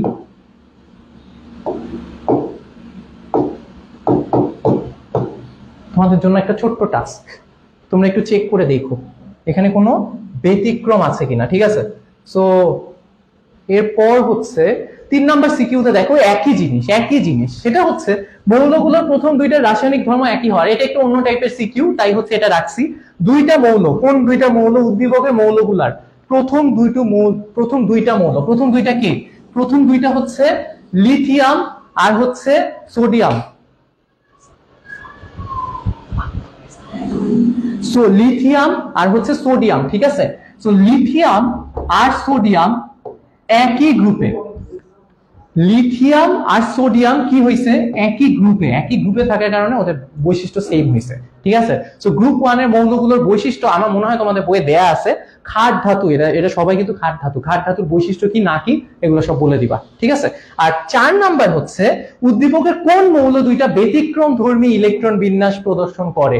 এই যে এই 2টা হচ্ছে ব্যতিক্রম ধর্মী ইলেকট্রন বিন্যাস প্রদর্শন করে। একটা হচ্ছে ক্রোমিয়াম, একটা কি? একটা হচ্ছে ক্রোমিয়াম আর একটা হচ্ছে কপার। বুঝতে পারছি? ক্রোমিয়াম আর কপার আমার কি করতেছে? ব্যতিক্রম ধর্মী ইলেকট্রন বিন্যাস শো করে। ঠিক আছে, মানে প্রদর্শন করে, প্রদর্শন বলতে পারি না, বাংলা কম পারি। ওকে, খাট ধাতুর বৈশিষ্ট্যগুলো দেখাই দিবা, স্লাইডে আছে। Easy easy easy PG lemon squeegee যেটাকে বলে, আমি যেটা বলি সব সময়। আচ্ছা ঠিক আছে, এরপর এরপর আগাই আগাই আগাই। এটা পারছি তাই না? কি হয়? ক্রোমিয়াম, আচ্ছা বাই দ্য ওয়ে, পারো তো বলা পাই, আমি তো ভাবতেছি পারো। পরশুদিন পরীক্ষা, ভাবছি জাস্ট ধরাই দিলেই হবে। তারপরে যদি না পারো দেখাই দিই। ক্রোমিয়ামের ইলেকট্রন বিন্যাস একটা দেখাবো। ঠিক আছে, 1s2 2s2 2p6 3s2 3p6 4s2 3d কত হয়েছে? 20 হয়েছে, 20 হয়েছে। আর বাকি আছে কত? না 20 হয় নাই, সরি 18 হয়েছে। আর বাকি আছে কত? ক্রোমিয়াম দেখাচ্ছি, হ্যাঁ ক্রোমিয়াম 24, 18 হয়েছে। আরো 6টা ইলেকট্রন বাকি আছে। 6টা ইলেকট্রন 4s2, তারপর 3d4 হওয়ার কথা, কিন্তু হবে হচ্ছে 4s1 3d5। তার মানে 4s পূর্ণ না করেই 3d তে চলে গেছে ইলেকট্রন। কেন? কারণ হচ্ছে এইভাবে যদি ওরা থাকে তাহলে 4s অর্ধপূর্ণ, 3d অর্ধপূর্ণ অবস্থায় থাকে। যখন অর্ধপূর্ণ অবস্থায় থাকে তখন হচ্ছে গিয়ে কি হয়? খুব স্থিতিশীল অবস্থা লাভ করে। বুঝতে পারছি? ক্লিয়ার? বুঝতে পারছি, আমি জানি তোমরা পারবা, তোমরা অনেক ভালো স্টুডেন্ট, না বুঝার কোনো কারণই নাই, না বুঝার কোনো কারণই নাই। কপারেরটা ওরকম 4s1 3d10 হবে, করে দেখো। আচ্ছা, এরপর বলছে ইলেকট্রন বিন্যাস করে কিউ আর আর এর পর্যায় সারণীতে অবস্থান নির্ণয় করো। দেখাবো না, জাস্ট দেখো কি কি আছে। কিউ কোনটা? কিউ এর ইলেকট্রন বিন্যাস করবা, 33টা ইলেকট্রন সুন্দর করে বিন্যাস করবা, আর এর ইলেকট্রন বিন্যাস করবা, করে করা আছে। আমার তো অনেক মজা, আমি খালি স্লাইড চেঞ্জ করি, আমার সব হয়ে যায়। আমি খালি লিখেছি কিউ এর ইলেকট্রন বিন্যাস আমি যদি করি তাহলে হবে হচ্ছে 3d10 4s2 4p3। ঠিক আছে, 4s2 বেসিক্যালি আগে হচ্ছে 4s এ ঢুকে, তারপর 3d তে ঢুকে, তারপর 4p তে ঢুকে। 4p তে হচ্ছে 3টা ইলেকট্রন থাকে, আর লাস্টে ঢুকে হচ্ছে 4p তে। তোমরা হচ্ছে আউটবাউন্ড নীতি অনুযায়ী সাজাবা, এখানে পুরো গুছানো আছে, গুছানোর দরকার নাই, এখানে গুছানোর দরকার না। আউটবাউন্ড নীতি অনুযায়ী সাজাবা, তাহলে 4p তে কয়টা ইলেকট্রন থাকবে? 3টা ইলেকট্রন থাকবে। p ব্লক মৌল, তাহলে কি হবে? p এর ইলেকট্রন প্লাস s এর ইলেকট্রন প্লাস 10 করে দিবা, তাহলে যত আসে ওইটাই। কত আসে? 15 আসে। সো 15 হচ্ছে গ্রুপ, আর হচ্ছে সবচেয়ে বড় n কত? 4, সো এটা 4 নাম্বার পর্যায়ে 15 নাম্বার গ্রুপ। এভাবে হচ্ছে পরেরটাও পারবা, ঠিক আছে? এবার বলছে হচ্ছে পি মৌলের আকার এবং এর আয়নের আকার ডায়াগ্রাম সহ বিশ্লেষণ করো। পি মৌলটা কি বাবা? পি মৌলটা হচ্ছে পটাশিয়াম, রাইট? পি মৌলটা কি? পি মৌলটা হচ্ছে পটাশিয়াম, ঠিক আছে? সো পি যেহেতু পটাশিয়াম, বুঝো পি কোন মৌল? পি হচ্ছে পটাশিয়াম। এন্ড এই পটাশিয়াম কি করছে বলতো? পটাশিয়ামের কয়টা ইলেকট্রন আছে? পটাশিয়াম কিছু করে নাই, হুদাই বলতেছে কি করছে। পটাশিয়ামের ইলেকট্রন আছে হচ্ছে আমার 19টা ইলেকট্রন। সো এর ডায়াগ্রাম কেমন হবে? এর ডায়াগ্রাম হচ্ছে এরকম, প্রথমে 2টা, তারপর 8টা, তারপর 8টা, তারপর 1টা, তাই না? পটাশিয়ামের ইলেকট্রন বিন্যাস করছো নিশ্চয়ই। 2881 অথবা 1:2:2 দিয়েও দেখতে পারো, চেক দিতে পারো যে প্রথম কক্ষপথে 2টা থাকে, তারপর 8টা, তারপর 8টা, তারপর 1টা। আর এর আয়ন কি? এর আয়ন হচ্ছে একটা ইলেকট্রন যখন ত্যাগ করে দিছে, একটা ইলেকট্রন যদি ত্যাগ করে দেয়, এই লাস্ট কক্ষপথটাই নাই হয়ে যাবে। মাথায় রেখো, ইলেকট্রন নাই তো কক্ষপথ নাই, কক্ষপথ নাই হয়ে যাবে। সো কক্ষপথ নাই হয়ে গেছে। আর কি করতে হবে? থার্ড ব্র্যাকেট দিবা, এভাবে একটা প্লাস চিহ্ন দিয়ে দিবা, ঠিক আছে? ক্লিয়ার? ডায়াগ্রাম আঁকতে পারবা না? ভেরি গুড, পারবা, অবশ্যই পারবা, না পারার কোনো কারণই দেখতেছি না। আচ্ছা, আরেকটা জিনিস, সেটা হচ্ছে আকার কেমন হবে? আকার হচ্ছে ছোট হয়ে যাবে, আয়নের আকার ছোট হয়ে যাবে, কারণ বুঝতেছে একটা কক্ষপথই নাই হয়ে গেছে, তাহলে আকার অবশ্যই ছোট হবে, রাইট? ওকে। এরপর হচ্ছে বলছে সি আর ডি মৌলের মধ্যে কোনটার ইলেকট্রন আসক্তি বেশি, আর হচ্ছে এক্স পর্যায়ে এস গ্রুপে মৌলগুলোর আকারের তুলনামূলক বিশ্লেষণ করো। পরে উদ্দীপকও থাকবে, সবই থাকবে। দেখো ওইখানে বলছে হচ্ছে সি আর ডি মৌলের মধ্যে কোনটার ইলেকট্রন আসক্তি বেশি। সি কোথায় আছে? এই জায়গায়, এই টাইপের উদ্দীপকে পোলাপাইন সবচেয়ে বেশি প্যারা খায়, বুঝো। সি কোথায় আছে? সি আছে হচ্ছে লিথিয়াম। লিথিয়ামের পাশে কে আছে? লিথিয়ামের পাশে কে? পাশে জানা লাগবে না, নিচে কে? নিচে হচ্ছে সোডিয়াম থাকে, সোডিয়ামের পাশে কে? ম্যাগনেসিয়াম। সো সি হচ্ছে ম্যাগনেসিয়াম, বুঝতে পারছি, গুড। আর হচ্ছে ডি কে? ডি হচ্ছে ক্লোরিনের আগে আছে, ক্লোরিনের আগে আছে কে তাইলে? Sulphur, right? সালফার। তাহলে এটা হচ্ছে ম্যাগনেসিয়াম, এটা হচ্ছে সালফার। একই পর্যায়ে বাম থেকে ডানে গেলে কি হবে? বাম থেকে ডানে গেলে ইলেকট্রন আসক্তি বাড়বে, দ্যাটস ইট, সহজ। তোমার হচ্ছে এখানে কঠিন কিছু নাই, কঠিন কিছু নাই। ঘতে কি বলছে? এক্স পর্যায়ে এবং এস গ্রুপে, তার মানে হচ্ছে এক্স পর্যায়ে, এই পর্যায়টায়, এই পর্যায়টায় যারা যারা আছে, এটা হচ্ছে 2 নাম্বার পর্যায়, 2 নাম্বার পর্যায়। আর হচ্ছে কোন গ্রুপ? S group. মানে হচ্ছে এটা কোন গ্রুপ? দেখো ক্লোরিন আছে, মানে এটা হচ্ছে 17 নাম্বার গ্রুপ, আর এটা হচ্ছে 2 নাম্বার পর্যায়। 2 নাম্বার পর্যায়ে 17 নাম্বার গ্রুপে মৌলগুলোর আকারে তুলনামূলক বিশ্লেষণ। এটা এমন কঠিন কিছু না, বাম থেকে ডানে গেলে আকার কমবে, এই 17 নাম্বার গ্রুপে উপর থেকে নিচে গেলে আকার বাড়বে, দ্যাটস ইট। সহজ, খুবই অনেক সহজ। এগুলো জাস্ট এক্সপ্লেইন করে লিখবা, কেন বাড়বে কেন কমবে, জাস্ট লিখে দিলা বাড়বে কমবে, মার্কস পাবে এরকম আশা করো না। কেন বাড়বে কমবে সেটা একটু লিখে দিও, ঠিক আছে? ওকে, চ্যাপ্টার 5-এ চলে আসছি, অনেকগুলা করে সিকিউ দেখাইছি। চ্যাপ্টার 5-এ চলে আসছি। দেখো চ্যাপ্টার 5-এ বলছে পি কিউ টি যৌগে কোন ধরনের বন্ধন বিদ্যমান। এই উদ্দীপক কিন্তু কেমিস্ট্রিতে খুব ইম্পর্টেন্ট উদ্দীপক ধরতে পারা। কিউ কি? 8 নাম্বার মৌল, তার মানে অক্সিজেন। পি কি? পি হচ্ছে 6 নাম্বার মৌল, মানে কার্বন। পি কিউ টি মানে CO2। CO2 কি ধরনের বন্ধন? CO2 carbon double bond oxygen, carbon double bond oxygen. এটা কি বন্ধন? এখানে কি বন্ধন হয়েছে? সমযোজী বন্ধন হয়েছে, রাইট? সো আমি যদি তোমাদেরকে দেখাই, কার্বনের শেষ শক্তি স্তরে কয়টা ইলেকট্রন? কার্বনের শেষ শক্তি স্তরে 4টা ইলেকট্রন। দেখো কার্বনের ইলেকট্রন গুলাকে ক্রস দিয়ে লিখছে, আমি লাল করে দিই। এই যে দেখো কার্বনের ইলেকট্রন, কার্বনের ইলেকট্রন, কার্বনের ইলেকট্রন, কার্বনের ইলেকট্রন। কার্বনের এই 4টে ইলেকট্রনের মধ্যে ও দুইটা ইলেকট্রন অক্সিজেনের দুইটা ইলেকট্রনের সাথে শেয়ার করছে। এই কালোগুলা অক্সিজেনের ইলেকট্রন। সো অক্সিজেনও দুইটা ইলেকট্রন দিছে, কার্বনও দুইটা ইলেকট্রন দিছে। সো কার্বন আর অক্সিজেন কি করছে, ইলেকট্রন শেয়ার করছে। ঠিক আছে, যেহেতু দুইটা করে ইলেকট্রন শেয়ার করছে এখানে, তাই এখানে আমি দেখাইছি কার্বন কার্বন, কার্বন আর অক্সিজেন ডাবল বন্ড। ঠিক আছে, এই পাশেও দুইটা দুইটা করে শেয়ার করছে, তাই এই পাশেও হচ্ছে ডাবল বন্ড। That's it. এই ডায়াগ্রামটা এঁকে দিবা। বুঝতে পারছো? অনেক সময় আমি তোমাদেরকে গ্রুপে একদিন দিছিলাম, আমি জানি না তোমরা খেয়াল করছো নাকি, অনেক সময় পরীক্ষায় তো ডায়াগ্রাম আঁকার টাইম থাকে না। সো তখন একটা শর্টকাট অ্যাপ্লাই করতে পারো। ধরো তোমার হাতে আছে 2 মিনিট, এই ডায়াগ্রাম আঁকতে তো পারবা না, কম্পাস টম্পাস বের করে ডায়াগ্রাম আঁকতে গেলে তোমার খাতা টান দিয়ে নিয়ে যাবে, তুমি বলবা স্যার একটু দেন, স্যার খাতা টানবে, দেখবা খাতা ছিঁড়ে গেছে। এগুলো করার দরকার নেই। কি করবা বলি, স্মার্ট হইতে হবে। স্মার্ট ওয়েটা কি, এই যে কার্বন, এই যে কার্বন, কার্বনের শেষ শক্তি স্তরে কয়টা ইলেকট্রন আছে, 1 2 3 4, চারটা ইলেকট্রন আছে, রাইট? ওকে, কার্বনের শেষ শক্তি স্তরে 4টা ইলেকট্রন আছে। আর অক্সিজেনের শেষ শক্তি স্তরে কয়টা ইলেকট্রন আছে, 6টা। আমি জাস্ট শেষ শক্তি স্তরে ইলেকট্রন গুলা লিখবো, কার্বন সি লিখবো, লিখে শেষ শক্তি স্তরে ইলেকট্রন গুলা মানে মার্ক করবো। ঠিক আছে, কার্বনের গুলাকে ক্রস দিয়ে দেখাবো, অক্সিজেনের গুলাকে ডট দিয়ে দেখাবো। সো অক্সিজেনের হচ্ছে 6টা ইলেকট্রন, 1 2 3 4 5 6, 1 2 3 4 5 6।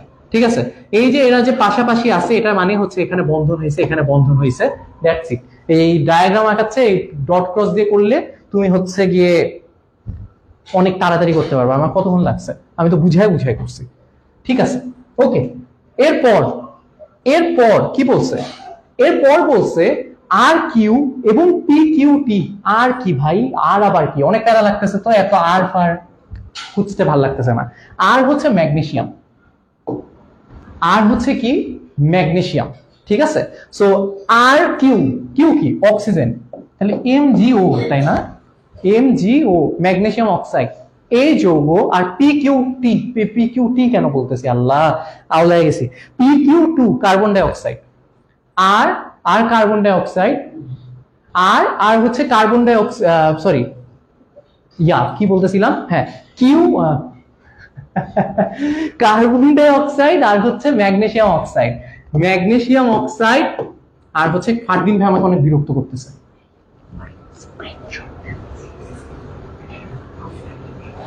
দেখো, তাইলে হচ্ছে যে ম্যাগনেসিয়াম অক্সাইড আর কার্বন ডাই অক্সাইড, এই দুইটার মধ্যে পানিতে দ্রবণীয়তা আমার ব্যাখ্যা করতে বলছে।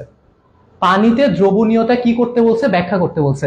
একটা আয়নিক একটা সমযোজী, সমযোজী একটা আয়নিকের মধ্যে পানিতে যদি দ্রবণীয়তা ব্যাখ্যা করতে বলে, এটা পারো না? বইয়ে সুন্দর করে দেয়া আছে, বইয়ে খুব সুন্দর করে দেয়া আছে। আয়নিক আর সমযোজীর ব্যাপারটা তোমার বইয়ে খুবই সুন্দর করে দেয়া আছে। তো এই যে ম্যাগনেসিয়াম যখন পানিতে আসে কি হয়, পানি একটা পোলার অণু, পোলার অণু। দেখো একটা জিনিস বলি, অনেকে এখানে 2 ডেল্টা মাইনাস দেয়, বাট দেখো ডেল্টা মাইনাস নিজেই একটা হচ্ছে মানে এক্সাক্ট কোনো ভ্যালু না, পুরা নেগেটিভ না। ঠিক আছে, তো এই ডেল্টার সাথে আবার 2 দেওয়ার কোনো মানে নাই, পুরা নেগেটিভ হয় নাই। মানে দেখো জিনিসটা হচ্ছে মানে কাল্পনিক একটা ব্যাপার, যে অক্সিজেন আংশিক ঋণাত্মক, আংশিক ঋণাত্মক। কতটুকু ঋণাত্মক তুমি জানো না, কতটুকু ঋণাত্মক তুমি জানো না। ঠিক আছে, তুমি জানো আমার কাছে একটু হচ্ছে কয়েকটা বল আছে, কয়টা বল আছে জানো না। ধরো আমার কাছে 5-7টা আমি কিনে আনছি, বা কমলা আছে, আসলে জানো না। এখন এটার সাথে যদি 2 গুণ দাও, কিছু চেঞ্জ হয় না লাইফে। সো আংশিক ঋণাত্মক মানে হচ্ছে কিছুটা ঋণাত্মক, 2 ইন্টু কিছুটা ঋণাত্মক, এটা কি কোনো ভ্যালু আছে? নাই। সো আংশিক ঋণাত্মক শুধু ডেল মাইনাস দিলে কিছু আসে যায় না। সো এখানে 2 না দিলেও কিছু হইতো না। বুঝছো? বুঝছো? আংশিক ঋণাত্মক আর 2 ইন্টু আংশিক ঋণাত্মক, কি চেঞ্জ হইলো? আমি তো ভ্যালু জানি না, কি লাভ হইলো আমার? বুঝছি? ঠিক আছে, ঠিক আছে। সো ব্যাপারটা হচ্ছে যে পানি হচ্ছে যেহেতু পোলার অণু, সো পানির এই যে আংশিক ঋণাত্মক যে প্রান্তটা অক্সিজেন এসে ম্যাগনেসিয়ামকে ঘিরে ধরে। On the other hand hydrogen যে আংশিক ধনাত্মক প্রান্তটা, সেটা এসে অক্সিজেনকে ঘিরে ধরে। এন্ড ঘিরে টিরে ধরে ওরা কি করে, ওরা হচ্ছে গিয়ে আমার এই ম্যাগনেসিয়ামকে আর অক্সিজেনকে আলাদা করে নিয়ে যায়। That's it. ঠিক আছে, ওকে। আর হচ্ছে CO2 হচ্ছে পানিতে দ্রবীভূত হয়, খুব কম পরিমাণে দ্রবীভূত হয়, একদম দ্রবীভূত হয় না বলা ভুল হবে। CO2 পানিতে খুব কম পরিমাণে দ্রবীভূত হয়, দ্রবীভূত হয়ে কার্বনিক অ্যাসিড উৎপন্ন করে, পানির সাথে বিক্রিয়া করে বেসিক্যালি আর এই কার্বনিক অ্যাসিডটা খুব একটা অস্থিতিশীল অ্যাসিড, এই কার্বনিক অ্যাসিডও খুব একটা স্থিতিশীল অ্যাসিড না, কার্বনিক অ্যাসিডও ভেঙে যায়, ভেঙে গিয়ে হচ্ছে আবার H2 আর CO2 বানায় ফেলে। এনিওয়েজ, উদ্দীপকের বি আর সি মৌল দ্বারা বন্ধন গঠন প্রক্রিয়া ডায়াগ্রামের সাহায্যে ব্যাখ্যা করো। পারবা না? বি কি জানি না, গুনতে হবে, আল্লাহ এখন আবার গুনতে হবে, 1 2 এখানে 8টা 10টা 12টা ম্যাগনেসিয়াম। আর সি, সি হচ্ছে, হ্যাঁ ছবিতে ভুল আছে মনে হয়, ছবিতে ভুল আছে, কারণ আমি তো এখানে 18টা ইলেকট্রন দেখতেছি। 18টা তো ইলেকট্রন থাকার কথা না, একটা ইলেকট্রন মনে হয় কম থাকবে, একটা ইলেকট্রন কম থাকার কথা, যেটা ভাবছিলাম সেটাই। এটা MgCl হবে অবশ্যই, ম্যাগনেসিয়াম আর তোমার আর্গনের ইলেকট্রন বন্ধন তোমাকে এখন দিবে না। সো এটা হচ্ছে ক্লোরিন, হ্যাঁ এখানে একটা ইলেকট্রন কম থাকবে, এটা ক্লোরিন। হ্যাঁ একটা ইলেকট্রন মুছে, একটা ইলেকট্রন মুছে দিব, একটা ইলেকট্রন মুছে দিচ্ছি বুঝছি। তো এটা হচ্ছে আমার chlorine, got it. So magnesium আর ক্লোরিনের বন্ধন কি ধরনের বন্ধন হবে? অবশ্যই হচ্ছে MgCl2 কি বন্ধন, আয়নিক বন্ধন। That's it, easy. না পারার কোনো কারণই নাই, না পারার কোনো কারণই নেই, বুঝছো? ওকে, ডায়াগ্রামের সাহায্যে দেখাবা। এখন পরীক্ষায় টাইম না পাইলে ওই ওই যেটা শিখাইলাম না শর্টকাট, ওটাই চলে যাবা। ওকে, আচ্ছা বলছে এ ও সি দ্বারা গঠিত যৌগ অষ্টক নিয়ম না মানলেও বি ও সি দ্বারা গঠিত যৌগ অষ্টক নিয়ম মেনে চলে। কঠিন প্রশ্ন। বি আর সি দ্বারা যে যৌগ গঠন হয়েছে MgCl2, সেখানে কি হয়েছে? ম্যাগনেসিয়ামের শেষ 2টা ইলেকট্রন ত্যাগ করে দিছে, তাতে করে ম্যাগনেসিয়ামের লাস্টে শক্তি স্তরে নাই হয়ে গেছে, ওর শক্তি স্তরে এখন শেষ শক্তি স্তরে 8টা ইলেকট্রন আছে, গট ইট, অষ্টক নিয়ম মানছে। ক্লোরিন একটা ইলেকট্রন গ্রহণ করে, করে এরকম ইলেকট্রন বিন্যাস হয়, শেষ শক্তি স্তরে 8টা ইলেকট্রন থাকে, অষ্টক নিয়ম মানছে, গুড। এবার আসো, এবার আসো, কোথায় আসবা? এখানে। সাদা দিয়ে কেন লিখতেছি, সাদা দিয়ে কেন লিখতেছি? এটা কি? এটা হচ্ছে বেরিলিয়াম। বেরিলিয়াম আর হচ্ছে সিএল, এ আর সি না, বেরিলিয়াম আর সিএল এর মধ্যে যে যৌগটা গঠন হয় সেটা হচ্ছে BeCl3, BeCl3। ঠিক আছে, আমি একটু এটা আমার ডট ক্রস দিয়ে আঁকবো। বেরিলিয়ামের শেষ শক্তি স্তরে কয়টা ইলেকট্রন আছে? 3টা, 1 2 3টা। ঠিক আছে, এই 3টা ইলেকট্রন ও 3টা ক্লোরিনের সাথে শেয়ার করতেছে। ক্লোরিনকে লাল দিয়ে করো, 3টা কি দিয়ে কিসের সাথে শেয়ার করতেছে? ক্লোরিনের সাথে শেয়ার করতেছে। তাতে করে দেখো ক্লোরিনের শেষ শক্তি স্তরে 8টা ইলেকট্রন হয়ে যাচ্ছে। ক্লোরিন যেহেতু বেরিলিয়ামের ইলেকট্রনেরও শেয়ার পাচ্ছে, ওর কিন্তু 8টা ইলেকট্রন হয়ে যাচ্ছে, রাইট? ক্লোরিনের 8টা ইলেকট্রন হয়ে গেছে, কিন্তু বেরিলিয়ামের কয়টা ইলেকট্রন হয়েছে দেখো তো। ক্লোরিনের ইলেকট্রনের শেয়ার পাওয়ার পরেও বেরিলিয়ামে 1টা 2টা 3টা, কয় জোড়া ইলেকট্রন আছে? 3 জোড়া, 6টা ইলেকট্রন হয়েছে, অষ্টক পূরণ হয় নাই।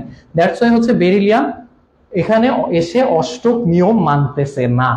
ঠিক আছে, এটাকে বলে অষ্টক সংকোচন, এটা একটু মাথায় রেখো, এটাকে বলে অষ্টক সংকোচন। যখন অষ্টক পূরণ হয় না সেটাকে বলে অষ্টক সংকোচন। আবার যদি অষ্টক 8টা ইলেকট্রনের বেশি চলে আসে, যেমন হচ্ছে PCl5, একটু পরেই দেখবা, একটু পরেই দেখবা, সেটাকে বলে হচ্ছে অষ্টক সম্প্রসারণ। এই যে হ্যাঁ, ML3 বন্ধন গঠন প্রক্রিয়া ব্যাখ্যা করো। ML3 কি? আমার এরকম গোনাগুনি চিহ্নিত করতে অনেক প্যারা লাগতেছে, তোমাদেরও প্যারা লাগে আমি জানি। এখন আমি তো পরীক্ষা দিই না, তাই আমি প্যারা নিতে চাই না। আমি কি করবো? আমি স্লাইড দেখে বলবো। MCl3, এম হচ্ছে পর্যায় 2 গ্রুপ 15। পর্যায় 2 গ্রুপ 15তে কে থাকে বলতো? নাইট্রোজেন থাকে মনে হয়, হ্যাঁ যাক পারছি। পর্যায় 2 গ্রুপ 15তে নাইট্রোজেন থাকে। ঠিক আছে, নাইট্রোজেন, নাইট্রোজেন আর কার এল, এল কি আছে? এটা তো হাইড্রোজেন, তাহলে এটা হচ্ছে নাইট্রোজেন, এটা হচ্ছে হাইড্রোজেন, এটা কি? নাইট্রোজেনের নিচে আছে, তার মানে হচ্ছে ফসফরাস।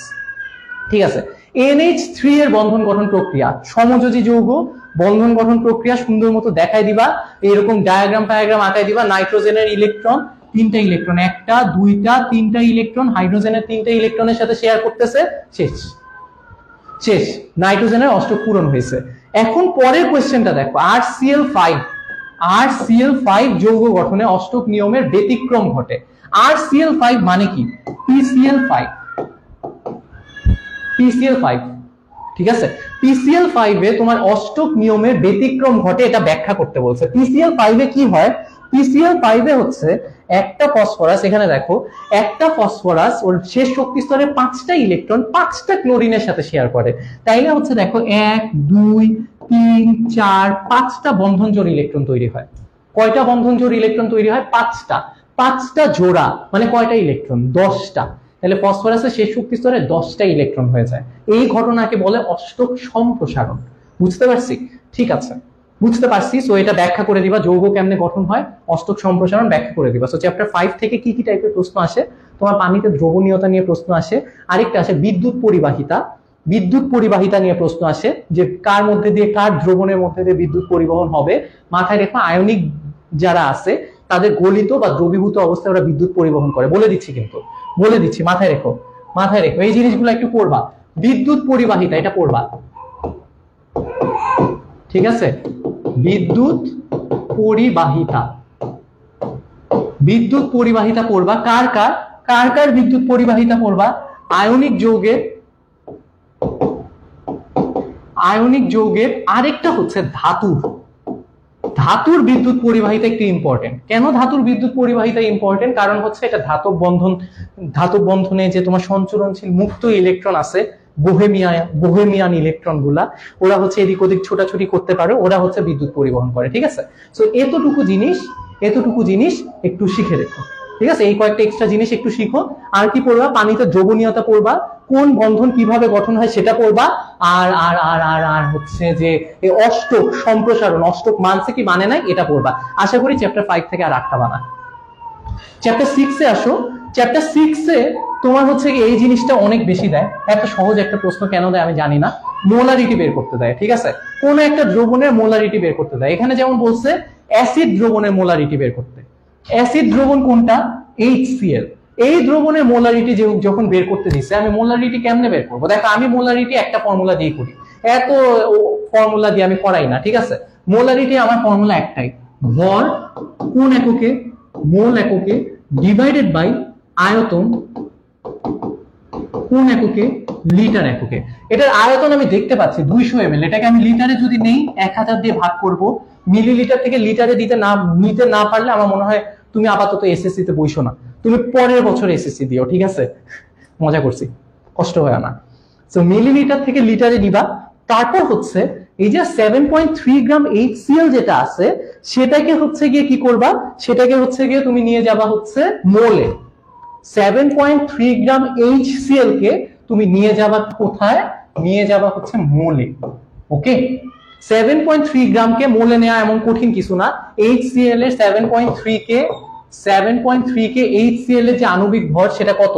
36.5 মুখস্থ, তোমাদের আশা করি মুখস্থ, সেটা দিয়ে ভাগ করে দিবা, তাইলে হচ্ছে মোলের ভ্যালুটা পেয়ে গেছো।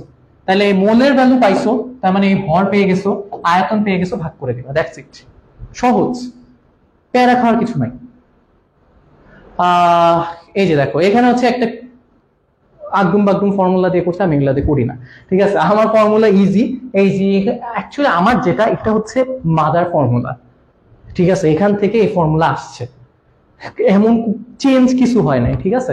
মোলের ফর্মুলা আর মোলারিটি ফর্মুলা মিলা এই জিনিস বানায় ফেলছে, প্যারা নাই। আমারটা ঠিক আছে, আমারটা মাদার ফর্মুলা, আমারটা না, এটা আমারটা বইয়েরই ফর্মুলা, আমি কোনো ফর্মুলা দেই নাই, এমন কোনো বিখ্যাত কেউ হয়ে যায় নাই। যাই হোক, দ্রবণ দ্বয়কে একত্রিত করলে কোনো লিমিটিং বিক্রিয়ক পাওয়া যাবে কিনা গাণিতিক যুক্তি সহ বিশ্লেষণ করো। দ্রবণ দুইটাকে একসাথে মিলাবা। দ্রবণ দুইটা কে? দ্রবণ দুইটাকে মিলায়ে পাবা হচ্ছে HCl আর হচ্ছে NaOH, রাইট? কোনো সমতা করার দরকার নেই, এটা সমতা হয়েই আছে, এটা জন্মগত সমতা করা। NaCl প্লাস H2O পাইছো, ওকে? এখানে সমতা করার দরকার নাই, তাহলে তুমি জানো এটা হচ্ছে 1 মোল, তাহলে এটাও 1 মোল, রাইট? এটা 1 মোল মানে হচ্ছে 36.5 গ্রাম। এটা 1 মোল মানে কত গ্রাম? 23 প্লাস 17, 23 প্লাস 16 প্লাস 1, 17, কত? 40 গ্রাম। এখন আল্লাহর রহমতে ঐকিক নিয়মে ফেলায় দাও যে 40 গ্রাম। দেখো এতটুকু পর্যন্ত কিন্তু আমি দেখি নাই কোনটা কি পরিমাণ আছে। এরপর আমি আরেকটা লাইন লিখবো, ওই সময় আমি দেখবো না কোনটা কতটুকু আছে। এরপরে আমি যে লাইনটা লিখবো সেটা হচ্ছে যে 40 গ্রাম NaOH বিক্রিয়া করে, এই যে তীর চিহ্ন মানে বিক্রিয়া করে, আমার লিখতে ইচ্ছে হচ্ছে না, আমি অনেক অলস। বিক্রিয়া করে, বিক্রিয়া থেকে কি দেখতেছো? 40 গ্রাম NaOH বিক্রিয়া করে 36.5 গ্রাম HCl এর সাথে, ঠিক আছে? তাইলে হচ্ছে 1 গ্রাম NaOH বিক্রিয়া করে কতটুকুর সাথে সেটা লিখবা। তারপর হচ্ছে NaOH এখানে দেয়া আছে কতটুকু, এবার তাকাও NaOH এর দিকে কতটুকু দেয়া আছে। 8 গ্রাম NaOH বিক্রিয়া করে, আমি জানি এটা কত হবে জানো? 8 গ্রাম NaOH বিক্রিয়া করে হচ্ছে 5 হয়ে গেছে না, এটাও যদি আমি 5 দিয়ে ভাগ করে দেই তাহলে আমি ইজিলি পেয়ে যাব হচ্ছে 7.3 আসতেছে, 7.3 আসতেছে। আচ্ছা সেরা প্রশ্ন, মুখে মুখে হিসাব করছি, একদম জীবন্ত ক্যালকুলেটর, সেটা হচ্ছে 40 গ্রাম NaOH বিক্রিয়া করে 36.5 গ্রাম HCl এর সাথে, তাহলে 8 গ্রাম NaOH বিক্রিয়া করে 7.3 গ্রাম HCl এর সাথে। এবার বুঝতেছি কেন এই প্রশ্ন দিছে। তাহলে তুমি দেখো 8 গ্রাম NaOH বিক্রিয়া করছে কতটুকুর সাথে, 7.3 গ্রাম HCl এর সাথে। তার মানে NaOH যতটুকু ছিল ততটুকু যদি বিক্রিয়া করে ফেলে তাইলে HCl ও যতটুকু ছিল ততটুকু বিক্রিয়া করে শেষ হয়ে গেছে, দুইজনই শেষ হয়ে গেছে, দুইজনই বাদ হয়ে মরে গেছে। তাহলে আর কোনো লিমিটিং বিক্রিয়ক নাই। লিমিটিং বিক্রিয়ক কে? যে আগে বাদ হয়ে যায়, যে আগে মরে যায়, ঠিক আছে? এখানে দুইজনই মরে গেছে একসাথে, তাহলে এখানে কোনো লিমিটিং বিক্রিয়ক নাই। তো ডান। লিমিটিং বিক্রিয়ক দেখো এখানে যদিও বলা হয় যে লিমিটিং বিক্রিয়ক মানে যেটা আগে শেষ হয়ে যায়, অ্যাকচুয়ালি লিমিটিং বিক্রিয়ক হচ্ছে যেটা বিক্রিয়াকে লিমিট করে দেয়, যেটা বিক্রিয়ার একটা লিমিট সেট করে দেয়, ঠিক আছে? এটা নিয়ে ডিটেলস আমি ক্লাসে অনেক পড়াই, এখন পড়াইতে পারতেছি না ডিটেলসে। জাস্ট এতটুকু জেনে রাখো যে যেহেতু এখানে বিক্রিয়ার লিমিট সেট করার কেউ নাই, দুইটাই শেষ হয়ে গেছে, যে আগে শেষ হয় সেই লিমিট সেট করে। যেহেতু এখানে লিমিট সেট করার কেউ নাই তাই লিমিটিং বিক্রিয়কও নাই। ওকে, আচ্ছা ঘতে কি বলছে?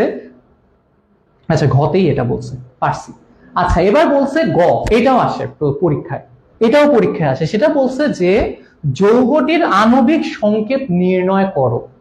কার আণবিক সংকেত? এই যে যৌগটা আছে, এখানে যে যৌগটা আছে, কোনো যৌগ নাই, যৌগের কোনটা শতকরা সংযুতি বলে দেয়া আছে, এদের আণবিক সংকেত বের করতে বলছে, ঠিক আছে? আচ্ছা এটা কিসের যৌগ? Carbon, hydrogen, oxygen. কার্বনের পরিমাণ দেয়া আছে, হাইড্রোজেনের পরিমাণ দেয়া আছে। কেমন কেমন কেমন কথা, অক্সিজেনের পরিমাণ দেয় নাই। অক্সিজেন এখন তোমার বিয়োগ করতে হবে কি থেকে? কার্বনের পরিমাণ প্লাস হাইড্রোজেনের পরিমাণ, মানে শতকরা সংযুতি যোগ করো, যোগ করে 100 থেকে বিয়োগ করো, কারণ তিনটা যোগ করে তো 100% হবে আলটিমেটলি, তাই না? এখন কার্বন জানো, হাইড্রোজেন জানো, অক্সিজেন জানো না, কত অক্সিজেন কত হইলে টোটাল 100 হবে, সেই অক্সিজেনের শতকরা সংযুতি বের করে ফেলবা। তাহলে দেখো আমি যদি তিনটা শতকরা সংযুতি একবার পাওয়া যায়, হয়ে গেল তিনটা শতকরা সংযুতি। এই যে অক্সিজেনের একটা বিয়োগ টিয়োগ করে যোগ বিয়োগ টিয়োগ করে আমি অক্সিজেনের শতকরা সংযুতি পাইছি। শতকরা সংযুতি পেয়ে যাওয়ার পর যেটা করবা, প্রত্যেকের শতকরা সংযুতিকে ওদের পারমাণবিক ভর দিয়ে ভাগ করে দিবা। তাইলে হচ্ছে দেখো কার্বনের শতকরা সংযুতি কত, 40 ছিল, সেটাকে কার্বনের পারমাণবিক ভর মানে 12 দিয়ে ভাগ করে দিবা। কত পাইছো? 3.33। হাইড্রোজেনের শতকরা সংযুতি কত ছিল? 6.67, সেটাকে হাইড্রোজেনের পারমাণবিক ভর দিয়ে ভাগ করবা। কত পাইছো? 6.67। এরপর অক্সিজেনের যেটা শতকরা সংযুতি, সেটাকে অক্সিজেনের পারমাণবিক ভর দিয়ে ভাগ দিবা। তাহলে কত পাইছো? 3.33। ভাগ ভাগ বাটোয়ারা কইরে তুমি তিনটা ভাগফল পাইছো, তাই না? 1 2 3, অনেক ভাগ বাটোয়ারা করছো, করে তিনটা ভাগফল পাইছো। এই তিনটার মধ্যে সবচেয়ে ছোট ভ্যালু কত? সবচেয়ে ছোট ভ্যালু কত? 3.33। এই 3.33 দিয়ে এই তিনটা ভাগফলকে আবার ভাগ করে দিবা। পরের স্টেপে কি? সবচেয়ে ছোট ভাগফল দিয়ে প্রত্যেকটা ভাগফলকে ভাগ করে দিবা। তাহলে 3.33 কে কত দিয়ে ভাগ দিবা? 3.33 কে 3.33 দিয়ে ভাগ দিবা। 6.67 কে 3.33 দিয়ে ভাগ দিবা। 3.33 কে 3.33 দিয়ে ভাগ দিবা। বুঝতে পারছো? সবচেয়ে ছোটটা দিয়ে ভাগ দিবা। তাহলে পরেরটায় কি পাবা? পরেরটায় পাবা হচ্ছে প্রত্যেকটা জিনিস ওদের স্থূল সংকেতে কার্বন, হাইড্রোজেন, অক্সিজেন কয়টা করে আছে। তাহলে কার্বন কয়টা আছে? এখানে ভাগ করে যেটা পাইছো, কার্বন 1, তাহলে কার্বন আছে 1টা। হাইড্রোজেন কয়টা আছে? 2টা। অক্সিজেন কয়টা আছে? 1টা।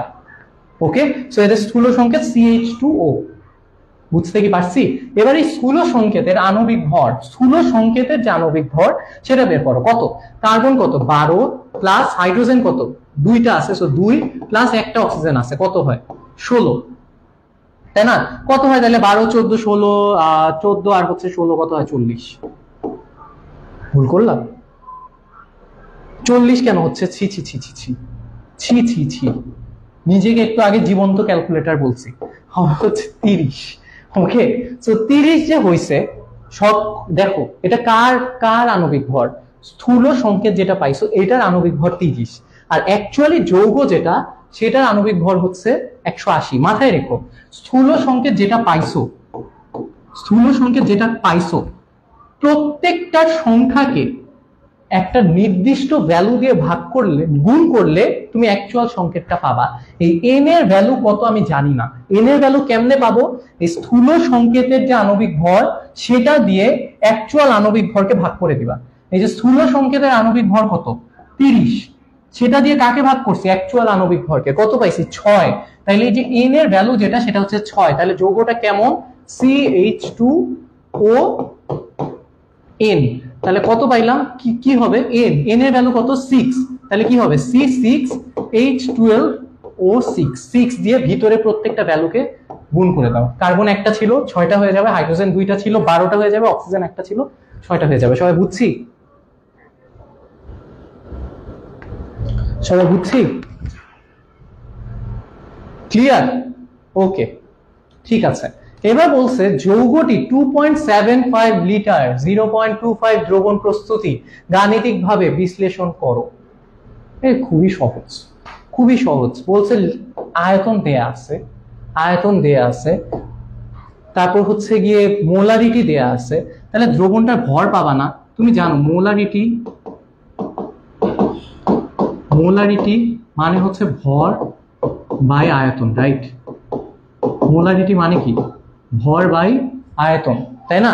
এই ভর কত দেয়া আছে? ভর জানি না, এই ভরই বের করবা। ভর কোন এককে পাবা? মোল এককে। আয়তন লিটার এককে দেয়াই আছে, মোলারিটিও দেয়া আছে। তাহলে মোলারিটি জানো, আয়তন জানো, ভর বের করতে পারবে না মোল এককে। সো ভর যদি মোল এককে বের করে ফেলো, মোল এককে ভর বের হওয়ার পর মোল এককে যে ভরটা বের হবে, দেখো এটা কত? মোলারিটি কত? 0.25 ইকুয়ালস টু জানি না, ভর জানি না, ডিভাইডেড বাই মোলারিটি দেয়া আছে 0.25, রাইট? 0.25 দেয়া আছে, রাইট? সো এবার দেখো এখানে আমি কি করব? এখানে আমি যেটা করব, না না না না না না না না না না, কিছু একটা ভুল লিখছি। 0.25 না, এটা হচ্ছে 2.75 দেয়া। এটা 2.75 দেয়া, ঠিক আছে? সো এই 2.75 ইনটু 0.25 গুণ করলে, হ্যাঁ 2.75 ইনটু 2.75 যদি গুণ করে দাও, তাহলে হচ্ছে গিয়ে তুমি কোন এককে ভর পাবা? মোল এককে ভর পাবা। এত মোল, এত মোল। এই মোলের সাথে যদি তুমি ওর আণবিক ভর গুণ করে দাও, তাহলে গ্রাম এককে পেয়ে যাবা। 0.25 ইনটু 2.75, ওর আণবিক ভর কত? 180। তাহলে আলটিমেটলি তুমি গ্রামে পেয়ে গেছো। বুঝতে পারছো? অথবা এই যে তোমাদের এই পছন্দের ফর্মুলা দিয়ে হচ্ছে গিয়ে তুমি গ্রামে নিয়ে আসতে পারো, তাহলে হচ্ছে 123.75 গ্রাম হবে। দ্যাটস ইট, সহজ। সো চ্যাপ্টার 6 পর্যন্ত শেষ করে দিলাম। টানা 6টা চ্যাপ্টার শেষ করে দিছি, অর্ধেক শেষ। আর বাকি আছে হচ্ছে 7, 8, 9, 10, 11, 12। 11 আজকে হবে না, 11 আগামীকাল দুপুর 12টায় হবে। এখন 7 থেকে 12 পর্যন্ত বাকি যে চ্যাপ্টার গুলো আছে সেটা ফারদিন ভাই নিতে চাইছিল। ফারদিন ভাইকে নিবে কিনা জানান। ফারদিন ভাই, ফারদিন ভাইকে নিতে চান? আসেন আসেন। মানে এত সুন্দর করে বুঝাচ্ছিল, তুই বুঝাই না ভাই, কারণ হচ্ছে আমি যদি বুঝাই তাহলে তো ওরা আপনাকে চিনবে না। ও আচ্ছা, আমি যদি, আপনার তো চিনাতে হবে যে একজন যে টিচার আছে, তাহলে আমি তো পরে গিয়ে ওরা সব ক্লাসে আমাকে চাইলে তো হবে না। একজন যে বস মানুষ আছে, আপনি যে এত ভালো পড়ান সেটা তো জানতে হবে। আমি তো একটা সহজ একটা জিনিস বুঝে যে একটা ফেস ডেডিকেশন, বা ফেস অফ ডেডিকেশন। এই মানুষটা সারাদিন নিজের ইউনিভার্সিটির প্যারা ট্যারা নিটাই টিটাই অফিস টফিস করে, সেখানে তোমাদের রেফারেলের ক্লাস তো 3 ঘন্টার জানো, রাতের বেলা বসে বসে স্লাইড, আমি তো ক্লাসে গেছিলাম, এই মানুষটা পুরো স্লাইডটা রেডি করছে, করার পরবর্তীতে রাত 10টার সময় আমার বাসায় আসছে। এখন কিন্তু আমার বাসায় ক্লাসটা হচ্ছে, আমার বাসায় আসছে, আমার বাসায় এসে রাত এখন অলমোস্ট 11:30 বাজে। তার বাসা চিন্তা করতে পারবো না এখান থেকে যাইতে আর কতক্ষণ সময় লাগবে। তো ঢাকার এই পার, আর একজন হচ্ছে ওই পার। সে এখন চিন্তাও করেনি, ক্লাস নেওয়ার সময় লিটারলি সে চিন্তাও করতেছে না যে ভাই আমি যে বাসায় যাব, এই ঢাকা শহর তো বুঝো বাবা, চোর বাটপা চিন্তা। আর ফারদিন ভাই যেখানে থাকে ভাইয়া, মোহাম্মদপুর বাবা, হ্যাঁ। তো যারা মোহাম্মদপুরের নাম শুনছো অন্তত জানো আসলে, হ্যাঁ চোর ডাকাত, হ্যাঁ ডাকাত ছিনতাইকারীতে ভরপুর। তো এই মানুষটা এখনো চিন্তাও করতেছে না। সুতরাং আমি বলবো যে ভাই ক্লাসটা আমি যতক্ষণে শেষ করবো ততক্ষণ হয়তো অনেক রাত হয়ে যাবে, হ্যাঁ 12:30টার কাছাকাছি বেজে যেতে পারে, আমাকে 1 ঘন্টা সময় দিতে হবে। তো ভাইয়ার জন্য দোয়া করবো। ভাইয়া একদম রেসপেক্ট, মানে আমি কি বলবো আসলে, মানে আমি প্রত্যেকবারই বলেন thank you you so much. তো আরেকটা কথা বলতে কালকে আমরা আবার অর্গানিক কেমিস্ট্রিতে কালকে কিন্তু দুপুর কয়টায় 12টায় আমি এবং এই ভাইয়া, আমি হয়তো এমসিকিউ করাইলে ভাইয়া সিকিউটা দেখাই দিবে অর্গানিক কেমিস্ট্রি, আমি সিকিউ দেখাইলে ওই ভাইয়া এমসিকিউ দেখাবে। এবং নিশ্চিত থাকো, শতভাগ নিশ্চিত থাকো ইনশাআল্লাহ তোমাদের এই জৈব যৌগ থেকে যে বা 11 নাম্বার চ্যাপ্টারটা থেকে যে তোমাদের 15 নাম্বার অলমোস্ট 15 নাম্বার থাকে, এই 15 নাম্বার 75-এ 15 নট 100-তে 15, 75-এ 15 নাম্বার যে এই 11 নাম্বার চ্যাপ্টারটা থেকে থাকবে অলমোস্ট, এটা তোমরা একদম কমপ্লিটলি রিভিশন হবে ইনশাআল্লাহ। পরীক্ষার হলে গিয়ে কমন পাবো, অন্তত আমাদের দুইজনের ফেস অন্তত এই যে এরকম করে ভাসবে ইনশাআল্লাহ। ইনশাআল্লাহ মানে অ্যাট লিস্ট মনে পড়বে যে ভাইয়া বলছিল, এটা পড়াইছিল। ইনফ্যাক্ট আমরা যখন সিকিউ সিলেক্ট করছিলাম, আমরা দুইজন মিলে বসেই আমরা হচ্ছে সব টাইপের সিকিউ রাখার চেষ্টা করছি। তোমার মনে হইতে পারে ভাই প্রত্যেক চ্যাপ্টারে 2-3টা করে সিকিউ, বাট বিশ্বাস করো 4-5টা যেগুলো ছিল সব টাইপ রাখছি, এর বাইরে কোনো টাইপ ইউজুয়ালি আসে না। এখন যদি আসে তাহলে তোমার কপাল খারাপ, কিন্তু আসবে না ইনশাআল্লাহ, ভরসা রাখতে পারো, আসার কথা না। আগে যেহেতু আসেনি, মানে টিচারদের তো তোমার উপর কোনো পার্সোনাল শত্রুতা নেই তোমাদের সাথে যে তোমাদেরকে প্যারা দিবে। হ্যাঁ ইনশাআল্লাহ, আর বই তো পুরোটা পড়াই আছে, আমরা জাস্ট একটু লাস্ট মোমেন্টে গাইড করতেছি গাইস। তো আমি হচ্ছে আপাতত বের হই, আজকের ক্লাসটা বাকিটুকু ফারদিন ভাই নিবে, আমি এখন বাসে যাবো। কালকে সকালে আবার ক্লাস আছে, আমার নিজের ক্লাস আছে, ক্লাস থেকে আমি আবার তোমাদের ক্লাস নিতে আসবো। সো আজকে এই পর্যন্তই থাক, আমি এই পর্যন্ত রাখতেছি, বাকি চ্যাপ্টার গুলো ফারদিন ভাই কন্টিনিউ করতেছে। বসম্যান থ্যাংক ইউ ভাই, ইনশাআল্লাহ দেখা হচ্ছে কালকে। তো এই তুই যাওয়ার সময় একটু খেয়েছিস? Thank you. ঠিক আছে, আচ্ছা আমি মাইকে নিয়ে আসছি, ওরা আবার চলে যাবে, মনে করবে যে ক্লাস কি শেষ হয়ে গেল নাকি। না, ক্লাস শেষ হয়ে যায়নি, সবকিছুই ঠিকঠাক আছে। তো একটু ঝটপট করে বলো সবকিছু ঠিকঠাক শোনা যাচ্ছে কিনা, বোঝা যাচ্ছে কিনা, অল ক্লিয়ার কিনা। সো সবকিছু ঠিকঠাক মতো শোনা গেলে, বোঝা গেলে বলো বাবারা। তো আমরা এখন যেটা পড়বো সেটা হচ্ছে রাসায়নিক বিক্রিয়া থেকে পড়বো, এবং এতটুকু নিশ্চিত থাকো তোমাদের রাসায়নিক বিক্রিয়া যে চ্যাপ্টারটা আছে, আই রিপিট, রাসায়নিক বিক্রিয়া যে চ্যাপ্টারটা আছে এখান থেকে অলমোস্ট একটা সিকিউ কনফার্ম পাবা। সো এখান থেকে যেটা থাকে 1 নাম্বার প্রশ্ন থাকে জারণ বিজারণ থেকে, সিকিউ এর জন্য বাবা, আমরা যেহেতু সিকিউ সলভ করতেছি, একটা পার্ট থাকে জারণ বিজারণের জন্য। কেমন? সো জারণ বিজারণের জন্য যদি কারো একদম বেসিক শূন্য হয়ে থাকে, আমি কালকে গ্রুপে একটা ভিডিও আপলোড করবো ডিটেইলসে, জারণ বিজারণের একদম শূন্য বেসিক থেকে ডিটেইলস পর্যন্ত সমস্যা থাকবে, সেটা দেখে নিতে পারেন। সো জারণ বিজারণ এখনো দেখাই দিব। 2 নম্বরে যদি বলি লাশ হাতে লিয়ার নীতি, সো এই যে লাশ হাতে লিয়ার নীতি, সো এই দুইটা টপিক থেকে 100% প্রশ্ন আসবেই, মানে কোন রকম ফাঁকিবাজি করা যাবে না। এটার সাথে অবশ্য মিলায় 8 নাম্বার অধ্যায় ডেল এইচ এর ম্যাথ মিলাই দেয়, আসলে 8 নাম্বার চ্যাপ্টারে ডেল এইচ এর ম্যাথটা মিলাই দেয়। সুতরাং যাই করেন না কেন এই পার্টগুলো মিস করা কখনোই যাবে না।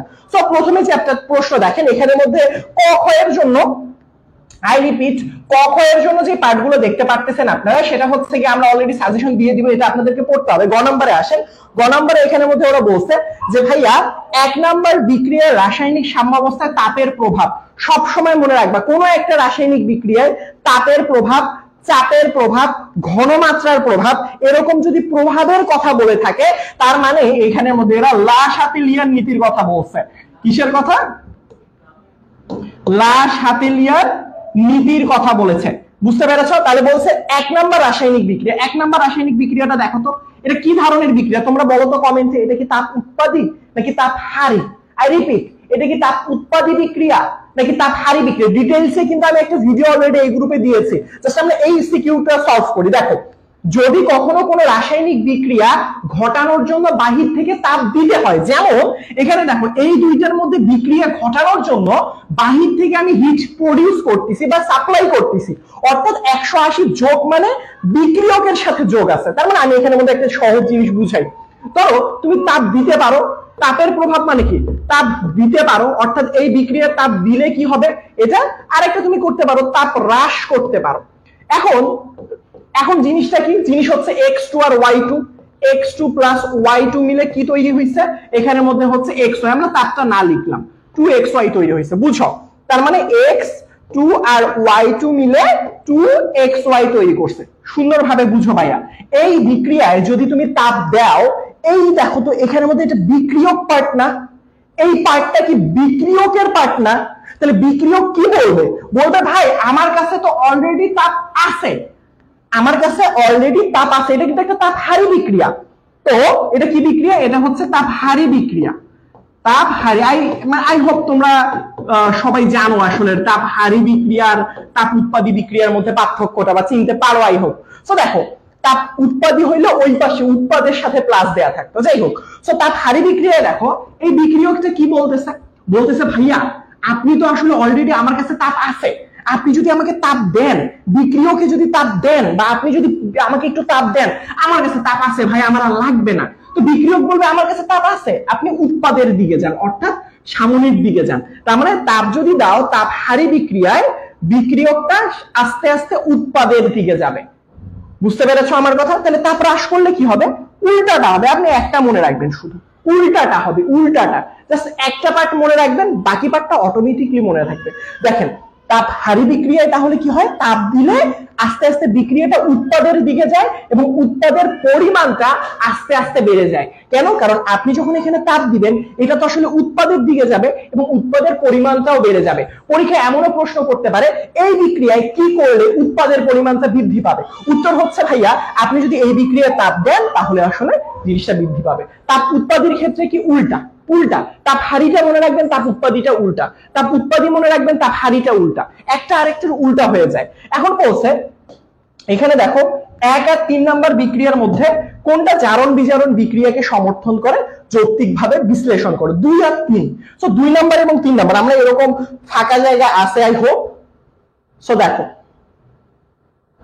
দেখো এখানে মধ্যে বলছে কত নাম্বার বিক্রিয়া, বলছে 2 নাম্বার এবং 3 নাম্বার বিক্রিয়া। দেখো বাবা, সো 2 নাম্বার বিক্রিয়া কি FeCl2 আর এখানে হচ্ছে ক্লোরিন। আচ্ছা এটার হিসাব পরে সবসময় মনে রাখবা, সবসময় মনে রাখবা নন রেডক্স অথবা যেগুলোর জারণ বিজারণ হয় না, জারণ বিজারণ হয় না কোন কাদের জারণ বিজারণ হয় না এটা আগে মনে রাখবে। এরকম প্রশ্ন আসে, বিজারণ জারণ বিজারণ হয় না। একটা হচ্ছে প্রশমন বিক্রিয়া, প্রশমন বিক্রিয়া। প্রশমন বিক্রিয়া কাকে বলে? অ্যাসিড ক্ষারের বিক্রিয়া প্রশমন বিক্রিয়া। আর একটা হচ্ছে অধঃক্ষেপণ বিক্রিয়া, অধঃক্ষেপণ বিক্রিয়া।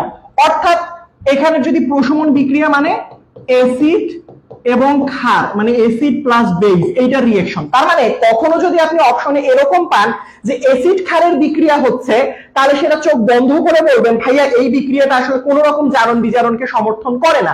অর্থাৎ এখানে দেখো এটা হচ্ছে পটাশিয়াম হাইড্রোক্সাইড, এটা হচ্ছে সালফিউরিক অ্যাসিড, অর্থাৎ একটা হচ্ছে অ্যাসিড আর একটা হচ্ছে ক্ষার, তার মানে এদের বিক্রিয়াটা প্রশমন। এটা তার মানে হচ্ছে আমার কোনো রকম জারণ বিজারণ বিক্রিয়াকে সমর্থন করবে না।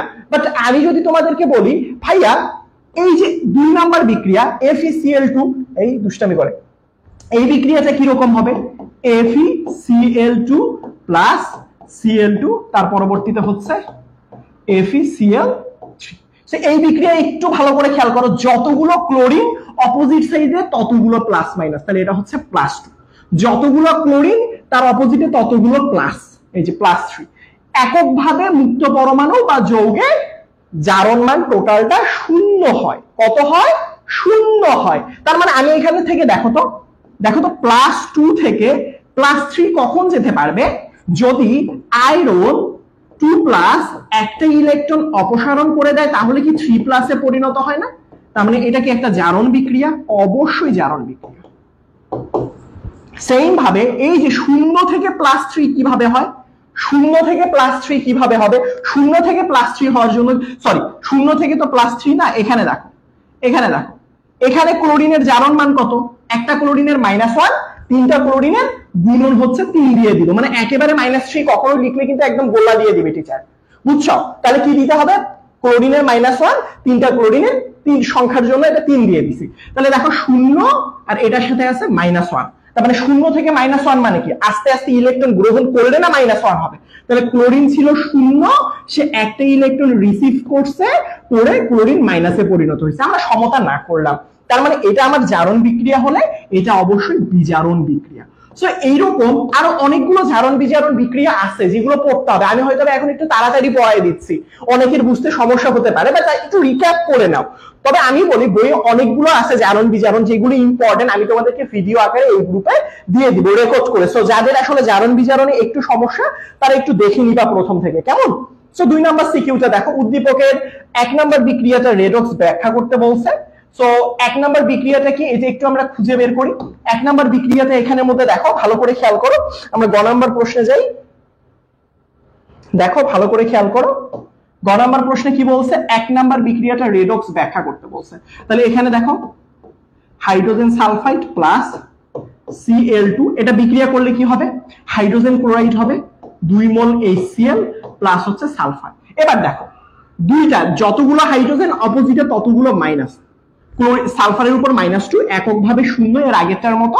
এখানের মধ্যে একটা ক্লোরিনের -1, একটা হাইড্রোজেনের +1, আর সালফারের কত হবে, সালফারের হবে হচ্ছে একক বা মুক্ত ভাবে থাকলে 0 হয়। তাহলে মজার বিষয়টা দেখো, সালফারের এখানে কত ছিল বাবা, সালফারের এখানের মধ্যে ছিল -2। তাহলে সালফার যদি আমার -2 থাকে, সে দুইটা ইলেকট্রন ত্যাগ করে দিয়ে সে কি হইছে, সালফার শূন্যতে পরিণত হইছে। আল্লাহ হাফেজ ভাই, কালকে অর্গানিক কেমিস্ট্রিতে দেখা হচ্ছে। হোয়াটসঅ্যাপ চেক করিস। দেখো ভালো করে খেয়াল করো, সেম ভাবে তোমাদের সিয়াম ভাইয়া চলে গেল। দেখো এই যে দেখো, এই যে 0 থেকে ক্লোরিনটা কি -1 হচ্ছে না, তাহলে 0 থেকে -1 মানে কি, সে ইলেকট্রন রিসিভ করছে। ক্লোরিন একটা ইলেকট্রন রিসিভ করছে, রিসিভ করলে কি হয়, বিজারণ হয়। সো এইভাবে জিনিসগুলো বুঝতে হবে অথবা লিখতে হবে পরীক্ষার মধ্যে। আমি জাস্ট তোমাদেরকে রিক্যাপ করাই দিচ্ছি অথবা মনে করাই দিচ্ছি, এখন তো এত ডিটেইলসে পড়তে গেলে তো রাত 3টা বাজলে শেষ হবে না বাবা। সো এইগুলো একটু মনে রাখতে হবে। তারপরে ঘ নাম্বার প্রশ্ন কি বলছে, যে 2 নাম্বার বিক্রিয়াটাকে অর্ধক্ষেপণ বিক্রিয়া, এটা একটু আনকমন বলতে পারো তোমরা তোমাদের জন্য। বলছে অর্ধক্ষেপণ বিক্রিয়া এবং পানি বিশ্লেষণ বিক্রিয়া বলতে পারি কিনা। কোনো কিছুকে যদি এই যে পানির সাথে রিঅ্যাকশন মানে মোটামুটি মনে রাখবা, পানি বিশ্লেষণ মানে পানির সাথে রিঅ্যাক্ট করতে হবে। তো দেখো অ্যালুমিনিয়াম ক্লোরাইড অলরেডি পানির সাথে বিক্রিয়া করছে, তার মানে এটাকে আমি পানি বিশ্লেষণ ধরে নিলাম। সো এখানে প্রোডাক্টটা কি তৈরি হবে, এটা সবাই জানো, অ্যালুমিনিয়াম ক্লোরাইড যদি পানির সাথে বিক্রিয়া করে তাহলে তৈরি হবে অ্যালুমিনিয়াম হাইড্রোক্সাইড। কি তৈরি হবে, অ্যালুমিনিয়াম হাইড্রোক্সাইড। সবসময় মনে রাখবে, অ্যালুমিনিয়াম হাইড্রোক্সাইড যখন পানিতে দেয় একটু অর্ধক্ষেপ বা তলানি জমার মতো তৈরি হয়। তো তলানি জমাটাকেই কি বলা হচ্ছে, অর্ধক্ষেপ বলা হচ্ছে। তলানি জমাটাকেই অর্ধক্ষেপ বলা হচ্ছে। তার মানে আমি দুইটাই আসলে বলতে পারি। তার মানে এখানের মধ্যে এই যে দেখো বিক্রিয়াটা আসলে অর্ধক্ষেপণ এবং আদ্র বিশ্লেষণ দুইটা হিসেবেই কাউন্ট করব আমরা। বুঝতে পেরেছো, বুঝতে পেরেছো বাবা। সব প্যারা খাইও না, প্যারা খাইও না, এই স্লাইডটা তোমাদেরকে আমি দিয়ে দিব ইনশাআল্লাহ। বুঝতে পেরেছো, ঠিক আছে। তার পরবর্তীতে 3 নাম্বার প্রশ্নে আসো, এই যে পার্সেন্টেজ, এটা তোমাদেরকে সিয়াম ভাইয়া দেখাই দিছে। হ্যাঁ, এই যে কিভাবে পার্সেন্টেজ থাকলে কিভাবে আণবিক সংকেত নির্ণয় করতে হয়। তবে একটা জিনিস মনে রাখবা সবসময়, যদি কখনো বলে ভাই এ এমন একটা যৌগ যার পার্সেন্টেজ 20, বি আরেকটা যৌগ যার পার্সেন্টেজ 30, সি এর পার্সেন্টেজ দেয়া নাই, সি এর পার্সেন্টেজ দেয়া নাই, এরকম পড়ে, তো সব সময় মনে রাখবা যার পার্সেন্টেজ দেয়া থাকে না, যদি কখনো বলে যে এ আর বি মিলে 20 আর 30 ওই যৌগটা কে, তখন একটা এটা বুঝো, কিন্তু ট্রিক্স খাটাইতে পারে টিচার, এটা সবাই কিন্তু বুঝবে না, আটকায় যাবে। সো দেখো টোটাল হইছে কত, 20 আর 30 মিলে টোটাল কত, 50। 20 আর 30 মিলে 50 না। এখন প্রশ্নটা হচ্ছে ভাইয়া বাকি 50টা কে, এটা কি সি ধরে নিব, বি ধরে নিব, নাকি টিচার অপশনে দেয় নাই? উত্তরটা হচ্ছে না, টিচার অপশনে দিছে। সবসময় মনে রাখবা যোগ করে যদি 100 না হয়, বাকি যে পার্ট সেটা হাইড্রোজেনের হয়, অর্থাৎ হাইড্রোজেন হচ্ছে বাকি 50%। বুঝতে পেরেছি, এটা একটু মনে রাখবা। সো এইটা পারবা আণবিক সংকেত। এই যে দেখো বিক্রিয়াটা কি রিডক্স কিনা এটা ব্যাখ্যা করতে বলছে। সো এটার জন্য তো প্রথমে যে আণবিক সংকেত নির্ণয় করতে বলবে, অবশ্যই অবশ্যই আণবিক সংকেত নির্ণয় করতে বলবে। তো আণবিক সংকেত এই যে দেখো নির্ণয় করে ফেলছো তুমি, স্থূল সংকেত নির্ণয় করে ফেলছো। এখন ঘ নাম্বারে আসো, ঘ নাম্বারে যদি আসো, এখানের মধ্যে বলছে এটা আসলে কি উদ্দীপকের বিক্রিয়া রিডক্স কিনা। সো উদ্দীপকের বিক্রিয়াটাকে জিঙ্কের সাথে এই যৌগটা বা এই এসিডটা বিক্রিয়া করব। সো বিক্রিয়ার ক্ষেত্রে এখানে তুমি খেয়াল করো জিঙ্কের 0, তাহলে এখানে জিঙ্কের কত, +2, জিঙ্ক শুধু +2 এ হয়, হাইড্রোজেনের 0, তাহলে এখানে হাইড্রোজেনের +1। খুবই ইজি বাবা।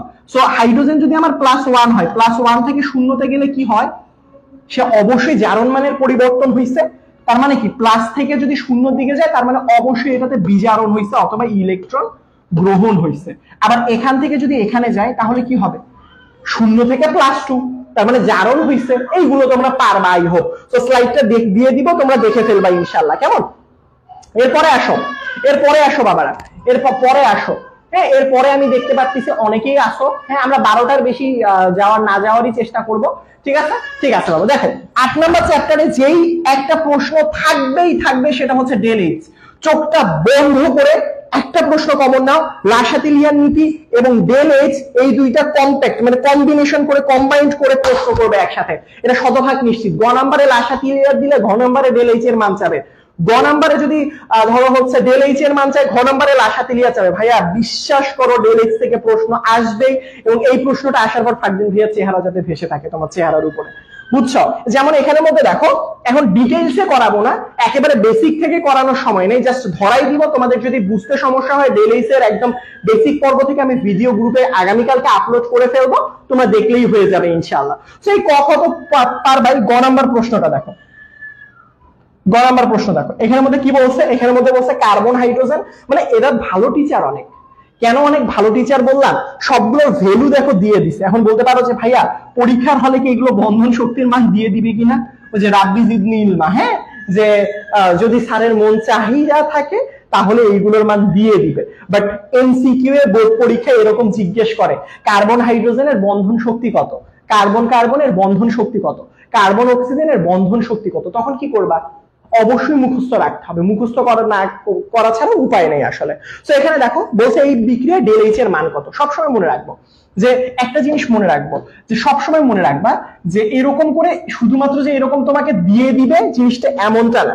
পরীক্ষার মধ্যে সবসময় মনে রাখবা তোমাকে অ্যালকেন দিতে পারে। আগামীকালকে যদি না বুঝো অ্যালকেনকে, আগামীকালকে জৈব যৌগের ক্লাসে ফ্রি ক্লাসে একদম জয়েন করে ফেলো দুপুর 12টায়। অ্যালকেনের সাথে যদি অক্সিজেনের বিক্রিয়া করো তাহলে কার্বন ডাই অক্সাইড আর পানি তৈরি হয়। সেম ভাবে তুমি যদি কখনো অ্যালকোহলের সাথেও যদি কখনো অক্সিজেনের বিক্রিয়া করো তাহলেও কার্বন ডাই অক্সাইড আর পানি তৈরি হবে। এই যে দুইটা জিনিস মনে রাখবে, মানে চোখ বন্ধ করে। এটা যেমন একটা অ্যালকোহল ছিল, দিয়ে দিছে অ্যালকোহল ছিল এখানে, হ্যাঁ, ইথানল ছিল, ইথানল অক্সিজেনের সাথে বিক্রিয়া করে কার্বন ডাই অক্সাইড আর পানি তৈরি করছে, ভালো দিয়ে দিছে। না দিয়ে যদি এখানে এ আর বি দিত তখন কি করতাম? অপশনে দিতেই পারে এরকম এ আর বি, তখন কি করব? ভাইয়া কিচ্ছু করবো না, অ্যালকোহলের সাথে অক্সিজেনের বিক্রিয়ায় কার্বন ডাই অক্সাইড আর পানি বরাবরই তৈরি হয়। বাট যে জিনিসটা ডেল এইচ এর ক্ষেত্রে ম্যান্ডেটরি সেটা হচ্ছে এই সব ডেল এইচ এ না কার্বন ডাই অক্সাইড আর পানি তৈরি হয় মোটামুটি 99% ক্ষেত্রে, বুঝতে পারছো? তো বাকি মানে সব ক্ষেত্রেই না, 99% ক্ষেত্রে বললাম। তো এই ক্ষেত্রে কি হয়, ডেল এইচ এর মান অবশ্যই বিক্রিয়াগুলো করার করে সমতাকরণ করবা। একটা বিক্রিয়া সমতাকরণ না করলে ডেল এইচ এর মান বের করে কোনো লাভ নাই, বুঝতে পারছো? তাহলে দেখো আমরা একটু ম্যাথসটাতে যাই। সো ম্যাথসটাতে এরকম একটা বিক্রিয়া দিছে, এই বিক্রিয়া দিয়ে দিছে, এই যে দেখো এরকম একটা অবস্থা দিয়ে দিছে। এই বিক্রিয়াটা আমরা একটু লিখি। দেখো C2H5, তো দুইটা কার্বনকে তোমরা প্রথমে এভাবে দিবা। তাহলে এই যে দেখো দুইটা কার্বনের সাথে 5টা হাইড্রোজেন, এই কার্বন যেটা সব থেকে বামে লিখবা সেটার সাথে বাকি হাতগুলোতে হাইড্রোজেন দিয়ে দাও, কারণ কার্বনের 4টা হাত। এই কার্বনে কি করব ভাইয়া, একটু ধীর সুস্থে ভাবে দেখতে হবে। এই কার্বনের সাথে একটা OH আছে, অর্থাৎ এই যে ও, এই যে একটা H আছে। এই কার্বনের অলরেডি এইদিকে একটা হাত গন, এইদিকে একটা হাত গন, তাহলে বাকি দুইটা হাতে এই যে দেখো দুইটা হাইড্রোজেন। তার মানে এখান থেকে একটা ব্যাপার বোঝা গেল যে ভাইয়া 5টা হাইড্রোজেনের 3টা এইদিকে 2টা এখানে। তারপর অক্সিজেনে আমরা জানি সবসময় এরকম করে ডাবল বন্ড হয়, সবসময় আমরা কি জানি এরকম ডাবল বন্ড হয়। তার পরবর্তীতে কার্বন ডাই অক্সাইড হলে কি হয়, কার্বন এখানে এই যে একটা অক্সিজেন, ওইদিকে একটা অক্সিজেন, এই যে এটা হচ্ছে কার্বন ডাই অক্সাইড।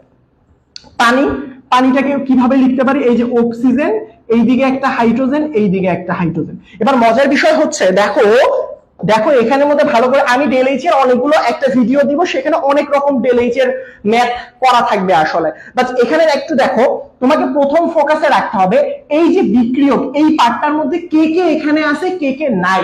তো দেখো এখানের মধ্যে দেখো কে কে নাই আসলে। দেখো কার্বন আর হাইড্রোজেন এখানে কেউ নাই, এই যে দেখো এখানে কোনো কার্বন হাইড্রোজেনের অস্তিত্বই নেই। কার্বনের সাথে অক্সিজেন আছে, অক্সিজেনের সাথে হাইড্রোজেনের আছে। এখানে দেখো কার্বনের সাথে একটা হাইড্রোজেন, 2টা হাইড্রোজেন, 3টা হাইড্রোজেন, 4টা হাইড্রোজেন, 5টা হাইড্রোজেন। তার মানে এই যৌগটাতে 5টা কার্বন আর হাইড্রোজেনের বন্ধন ভেঙে গেছে, যোগ। বুঝো এখানের মধ্যে কার্বনের সাথে একটা অক্সিজেনের বন্ধন ভাঙছে না? হ্যাঁ ভাইয়া ভাঙছে। তার মানে এখানে একটা কার্বনের সাথে হাইড্রোজেনের বন্ধন, মানে সরি অক্সিজেনের বন্ধন ভাঙছে, কার্বনের সাথে অক্সিজেনের বন্ড ভাঙছে, কার্বনের সাথে অক্সিজেনের বন্ড ভাঙছে। আবার দেখো এই যে এই যে এই যে এই যে এই যে অক্সিজেনের সাথে হাইড্রোজেনের বন্ধনটা ভেঙে গিয়েছে না? হ্যাঁ ভাইয়া, অক্সিজেনের সাথে একটা হাইড্রোজেনের বন্ধনও ভাঙছে। অর্থাৎ কোনগুলো ভাঙলো এইটা কাউন্ট করাটা জরুরি। তো তুমি এখানের মধ্যে যেগুলো ভাঙবে এইগুলোর এনার্জি গুলো এখন হিসেব করো।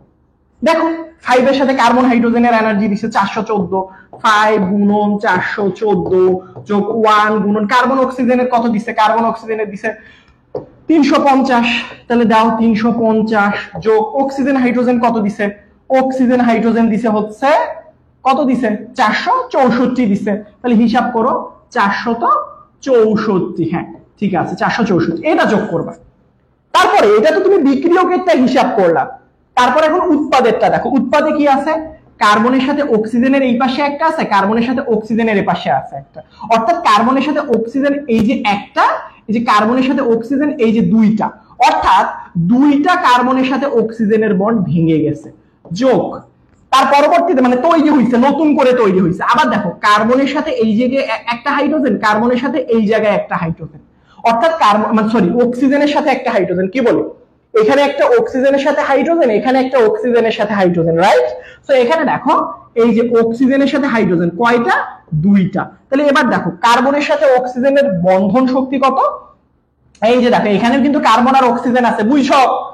একক বন্ধন, কিন্তু আমার তো এটা দ্বিবন্ধন। তাহলে কার্বন আর অক্সিজেনের একক বন্ধনের মানটা আবেগবশত লিখে দিলে কিন্তু জীবন নষ্ট হয়ে যাবে, এটা করা যাবে না, বুঝছো? এটা করা যাবে না। তাহলে কি করতে হবে? এখানের মধ্যে কার্বনের সাথে অক্সিজেন কত?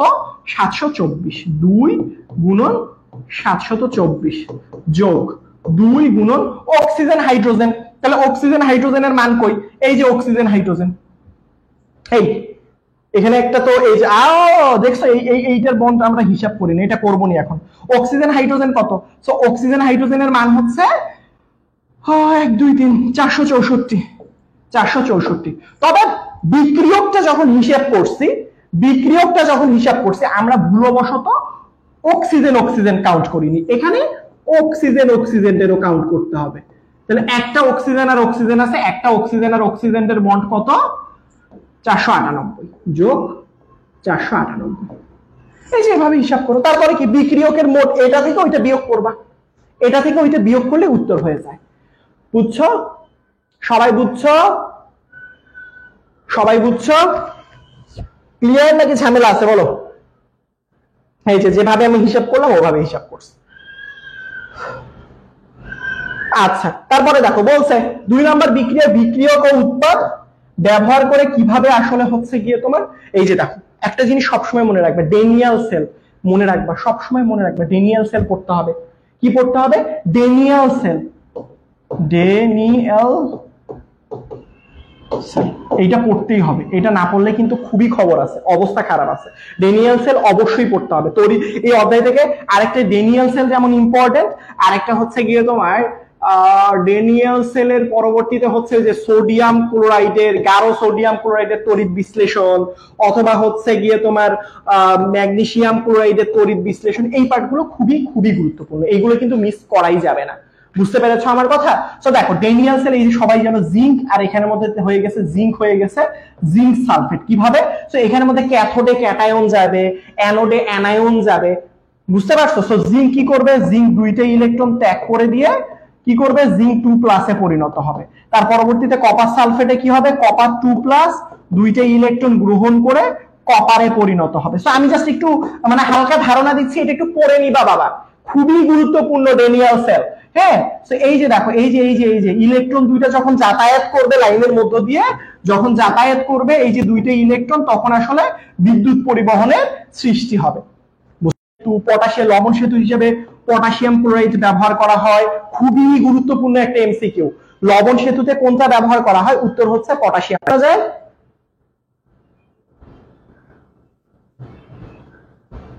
বলো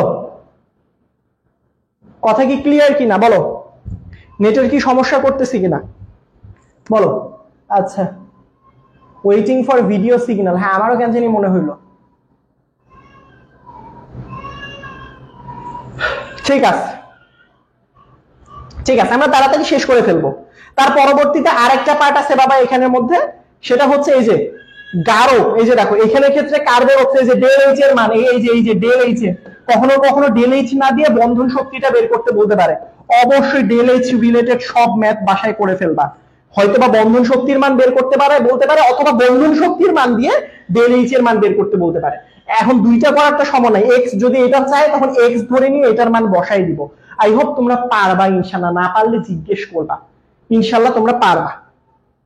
তার পরবর্তীতে দেখো এখানের মধ্যে সেটা হচ্ছে ঘ নাম্বার প্রশ্নের কথা যদি আমরা বলি, ঘ নাম্বার এটা পারবা, ডেল এইচ আর দেখাবো না। ঘ নাম্বার প্রশ্ন যদি বলি, এই যে দেখো এখানের মধ্যে বলছে যে 2 নাম্বার ক্ষেত্রে তড়িৎ বিশ্লেষণ প্রক্রিয়া কৌশল বিশ্লেষণ করো। তাহলে 2 নাম্বার ক্ষেত্রে দেখো এখানে কি আছে, সবসময় মনে রাখবা গাঢ় সোডিয়াম ক্লোরাইড যদি বলে, গাঢ়, আই রিপিট বাবা, যদি কখনো গাঢ় বলে,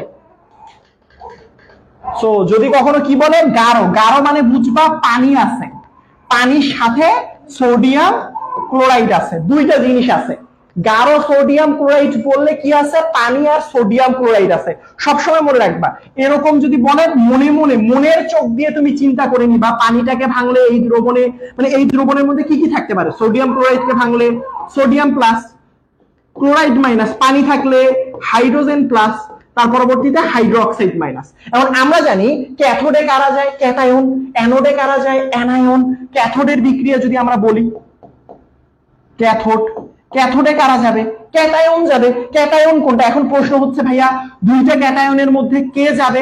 ওই যে আমরা একটা সারি পড়ছি না, কে না কে ম্যাকগাইভার এলো যেন ফিরে পাবে সোনা, হাই গুলঙ্গার হাজিয়া আজি পেটাবে আমায়, এইগুলোর মধ্যে যে বেশি নিচে থাকবে সে আসলে ক্যাথোডে যাবে। দুইটার মধ্যে নিচে কে, উত্তর হচ্ছে হাইড্রোজেন। তাহলে হাইড্রোজেন ক্যাথোডে যাবে, গিয়ে কি করবে বলতো বাবা, এখানে ইলেকট্রন রিসিভ করে হাইড্রোজেন গ্যাসে পরিণত হবে। সমতা করলে জিনিসটা অনেকটা এরকমটা দেখায়। আর অ্যানোডে কে যাবে, এই অ্যানোডে সক্রিয়তাটা মানবে না, ঘনমাত্রা মানবে। এখানে ক্লোরিনের ঘনমাত্রা বেশি হাইড্রোক্সাইডের থেকে, কি বেশি, ঘনমাত্রা বেশি, এটা সক্রিয়তা সিরিজ মানে না বাবা। তো ঘনমাত্রা যদি বেশি হয় তাহলে অ্যানোডের রিঅ্যাকশনটা কেমন হবে বাবা? তাহলে অ্যানোডের রিঅ্যাকশনটা কি হবে, অ্যানোড যাবে, অ্যানায়নটা যাবে অ্যানোডের মধ্যে, ক্লোরিন মাইনাস কি করবে, সে আসলে ইলেকট্রন কি করবে, রিসিভ করবে।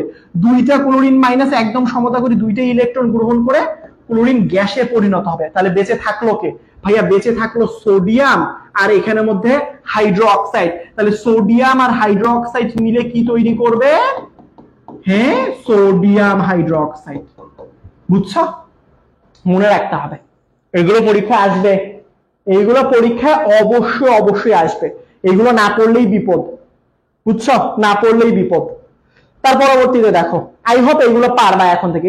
এই 8 নাম্বার অধ্যায়ের এই জিনিসগুলো ইম্পর্টেন্ট। পরে যদি 9 নাম্বার চ্যাপ্টারের কথা বলি, নিউক্লিয়ন সংখ্যা, এগুলো পাবা। এই যে দেখো খুবই খুবই ইম্পর্টেন্ট। দেখো যদি তুমি আমাকে বলো ভাইয়া 9 নাম্বার অধ্যায় থেকে সিকিউ এর জন্য কি পড়বো, আমি বলবো ওই যে ক্ষারের যে চিহ্নিতকরণ, অর্থাৎ অধ্যক্ষেপণের একটা পার্ট আছে, অধ্যক্ষেপণের একটা পার্ট আছে, এইটা পড়ো। 9 নাম্বার চ্যাপ্টার থেকে একটাই পড়ো, এটাই কমন আসবে। কিরকম ভাইয়া, দেখো এখন বলছে এই যে দেখো প্রথম প্রশ্ন, উদ্দীপকের সমীকরণটা সমতা করো, খুবই সোজা। উদ্দীপক কি, অ্যালুমিনিয়াম ক্লোরাইড, সমতা করুন তো বাবা, 1-2 বাচ্চা পারে। এটা হচ্ছে সোডিয়াম হাইড্রোক্সাইড। তাহলে তুমি কি জানো এখানের মধ্যে অ্যালুমিনিয়াম আর হাইড্রোক্সাইড মিলে কি হয়, অ্যালুমিনিয়াম হাইড্রোক্সাইড তৈরি হয়। মজার ব্যাপার দেখো, এখানে হাইড্রোক্সাইড কয়টা বুঝছো, হাইড্রোক্সাইড আমি এখানে কয়টা দিছি, 3টা। এখানের মধ্যে হাইড্রোক্সাইড কয়টা, 1টা। তো দেও এখানের মধ্যে 3 সমতা করার জন্য হাইড্রোক্সাইডটা মিলাইলাম, খুবই ভালো কথা। এখানের মধ্যে সোডিয়ামের সাথে কি যুক্ত হয়, ক্লোরিন। তাহলে এখানে দেখো ক্লোরিন কয়টা, 3টা, এখানে সোডিয়াম কয়টা, 3টা।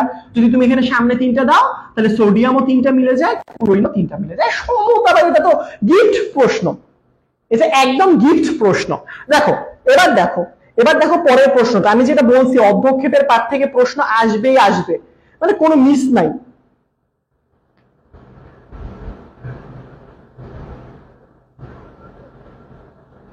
আমারও দুষ্টামি শুরু করছে, ঠিক আছে বাবা, আমরা একটু ইয়া করতেছি। তোমরা বলো তো দেখি একটু, এই যে চলে আসছে, এই চলে গেছে। আচ্ছা ঠিক আছে, এটা চলে আসবে এখনই। সো তোমরা আমাকে একটু বলো তোমাদের প্রিপারেশন কি রকম, বলো তোমাদের পরীক্ষার প্রস্তুতি কি রকম, বলো। কেমিস্ট্রি পরীক্ষা তো ফাটাই দিতে হবে ইনশাআল্লাহ। কেমিস্ট্রি পরীক্ষা পুরা উড়াধুরা ফাটাই দিতে হবে।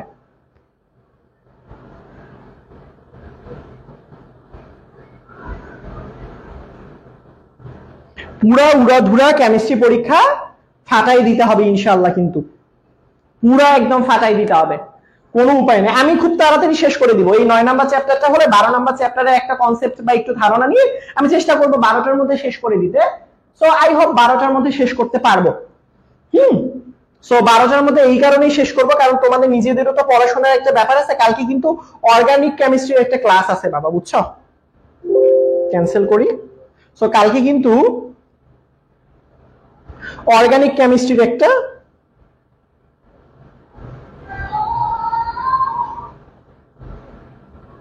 তুমি আসো বাবা।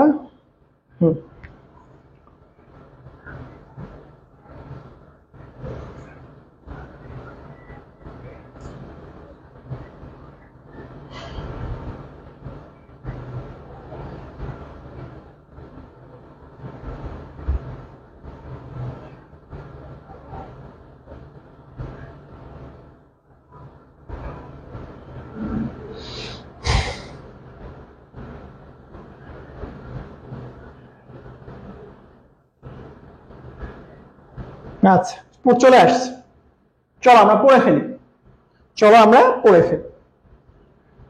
এই যে যেটা বলতেছিলাম আরো, এই যে এই টাইপের প্রশ্ন খুবই আসে পরীক্ষায়। লালচে বাদামি সবসময় মনে রাখবা কয়েকটা বিক্রিয়া বাবা, কয়েকটা বিক্রিয়া সবসময় মনে রাখবা। সেটা হচ্ছে যে আমি যদি অ্যালুমিনিয়াম ক্লোরাইড এটার সাথে সোডিয়াম হাইড্রোক্সাইডের বিক্রিয়া পরীক্ষায় আসতে পারে। আবার সোডিয়াম হাইড্রোক্সাইড কয়েকভাবে আসতে পারে। এইটা আমি কতভাবে আসতে পারে এটা আমি একটু লিখে দিই, জাস্ট একটা পড়লে বাকিগুলো সব কমন পেয়ে যাবা। আই হোপ ইনশাল্লাহ পেয়ে যাবা। দেখো আমি একটু একটা সাদা পেজ নিলে মনে হয় ইজি হবে জিনিসটা, একটা বড় পেজ পেয়ে যাব তাহলে।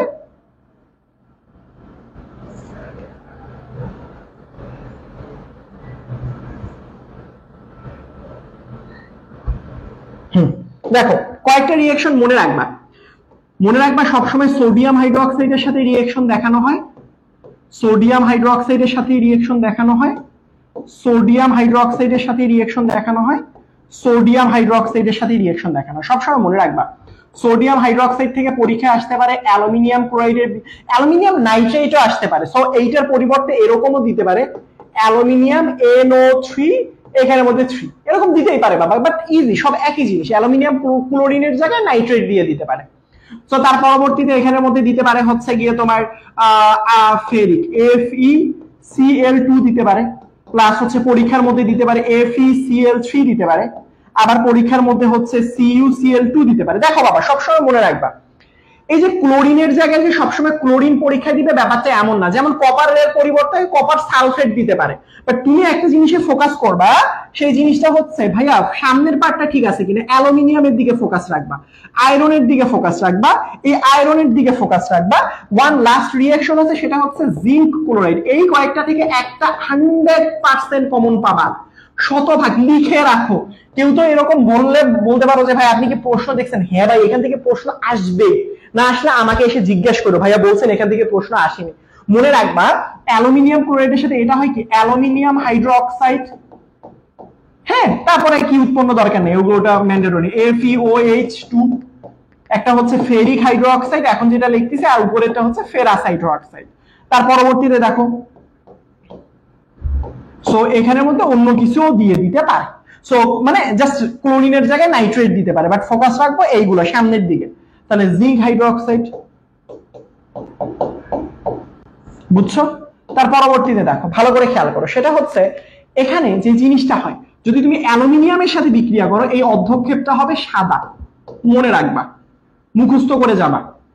আয়রন যদি দেয়, যদি আয়রন 2+ হয়, কিভাবে বুঝলাম? দুইটা ক্লোরিন মানে দুইটা, যে দুইটা হাইড্রোক্সাইড মানে 2+। তো যদি কখনো 2+ পাও তাহলে মনে রাখবা ফের আছে দন্তস্ব সবুজ। তার পরবর্তীতে আয়রন 3+ যদি কখনো পাও তাহলে মনে রাখবা এটা হচ্ছে ফেরিক তৈরি করে, ফেরিকটা হচ্ছে বাদামি কালার, ফেরিক লিখে দিলাম আবার, ফেরিকটা হচ্ছে বাদামি কালার। এই যে কখন কোন অর্ধক্ষেপ তৈরি করবে একটা পেজেই পড়ো, বাকি সবকিছু ক্লিয়ার, সবকিছু কমন পাবা ইনশাআল্লাহ।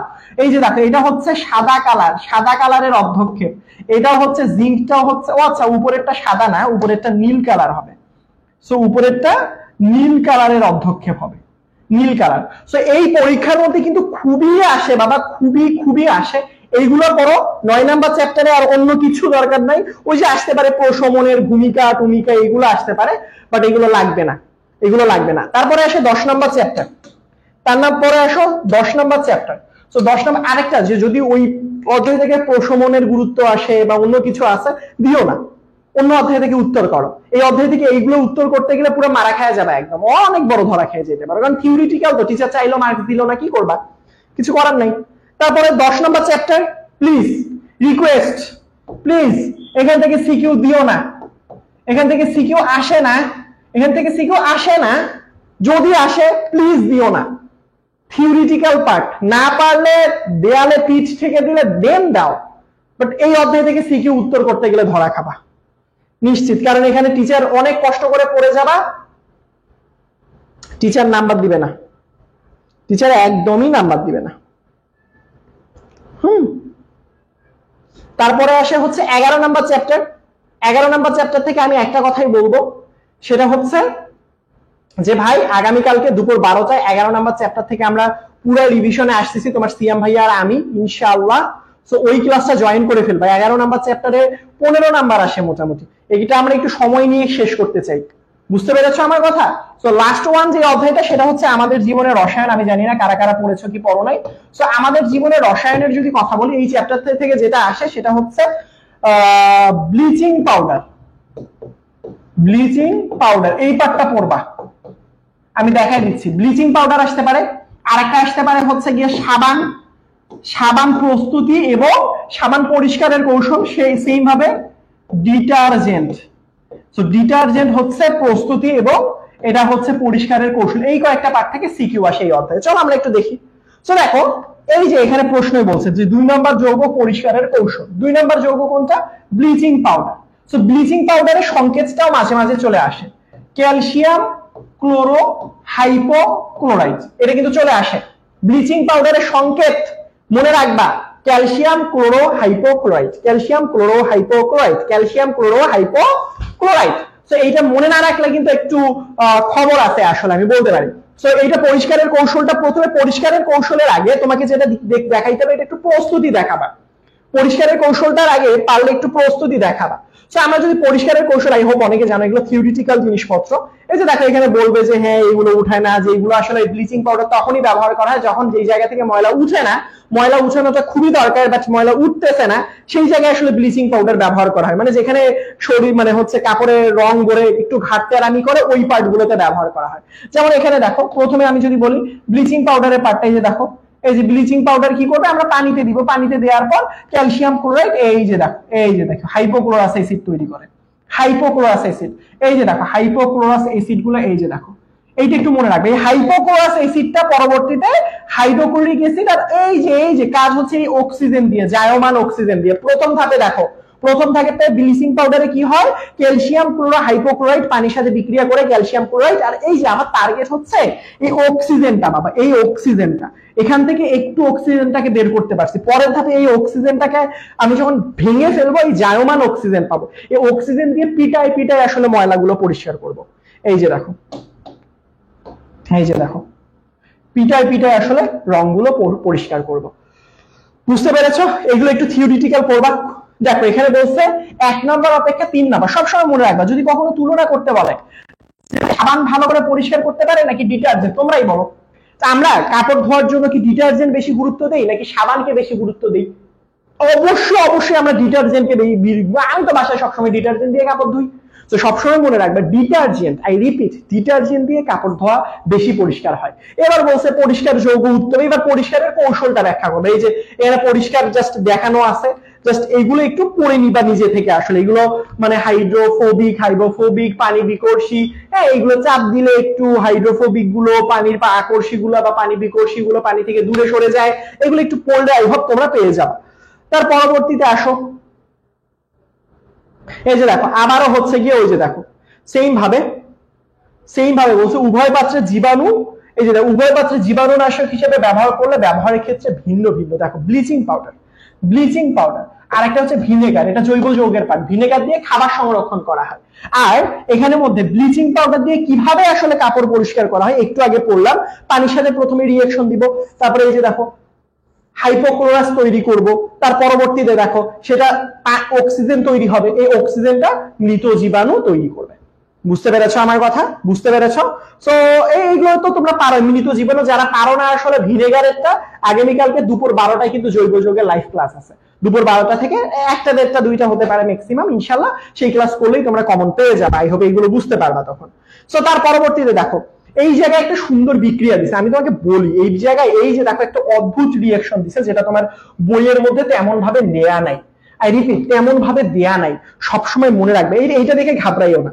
দেখো সাবান তৈরির প্রস্তুতির কৌশলটা আমি তোমাদেরকে একটু দেখাই, সাবান প্রস্তুতির ক্রিয়া কৌশলটা একটু দেখাই। দেখো CH2 লিখবা, CH লিখবা, CH2 লিখবা, তার পরবর্তী C ডাবল ও দিবা, C double O, C double, তার পরবর্তীতে এখানে দিবা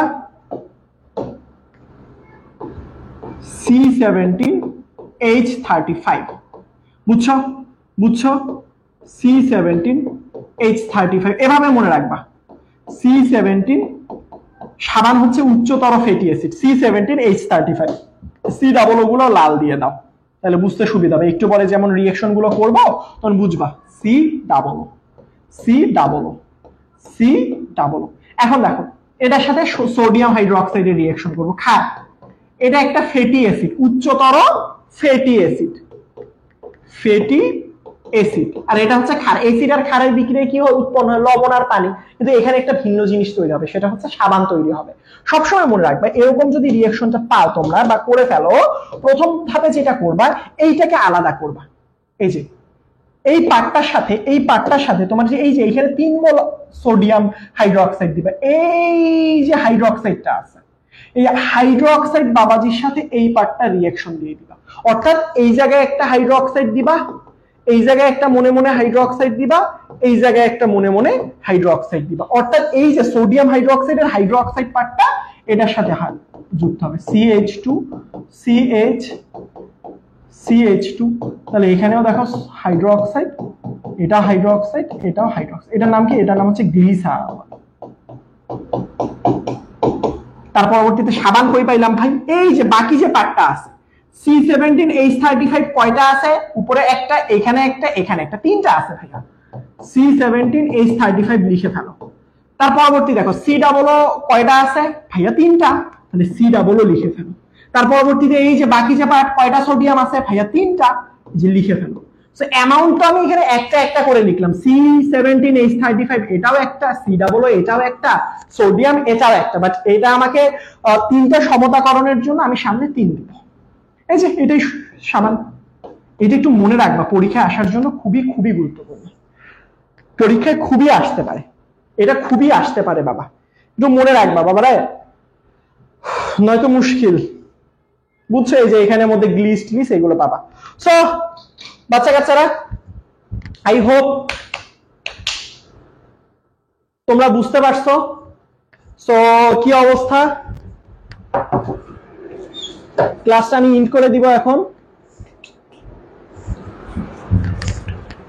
সো কি অবস্থা বলো? রাত মোটামুটি তোমাদের ধৈর্য মাশাআল্লাহ অনেক অনেক ভালো।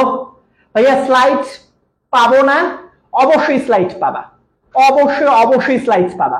এই যে আমি ক্লাসটা শেষ করার পরবর্তীতে একটা পোস্ট দিয়ে তোমাদেরকে ক্লাসের স্লাইডটা দিয়ে দিচ্ছি। সো ফ্রেন্ডদেরকেও শেয়ার করে দিবা। সবাই ভালো থাকবা, দেখা হচ্ছে আগামীকালকে ঠিক ঠিক বিকাল তো না, দুপুর 12টায়, আর বিকাল 4টায় তো MCQ সলভিং ক্লাস আছে ইনশাআল্লাহ। সেই পর্যন্ত সবাই ভালো থাকবা, পড়াশোনা করো, রিভিশন করো বেশি বেশি। সবাই ভালো থাকবা বাচ্চা কাচ্চারা। আসসালামু আলাইকুম।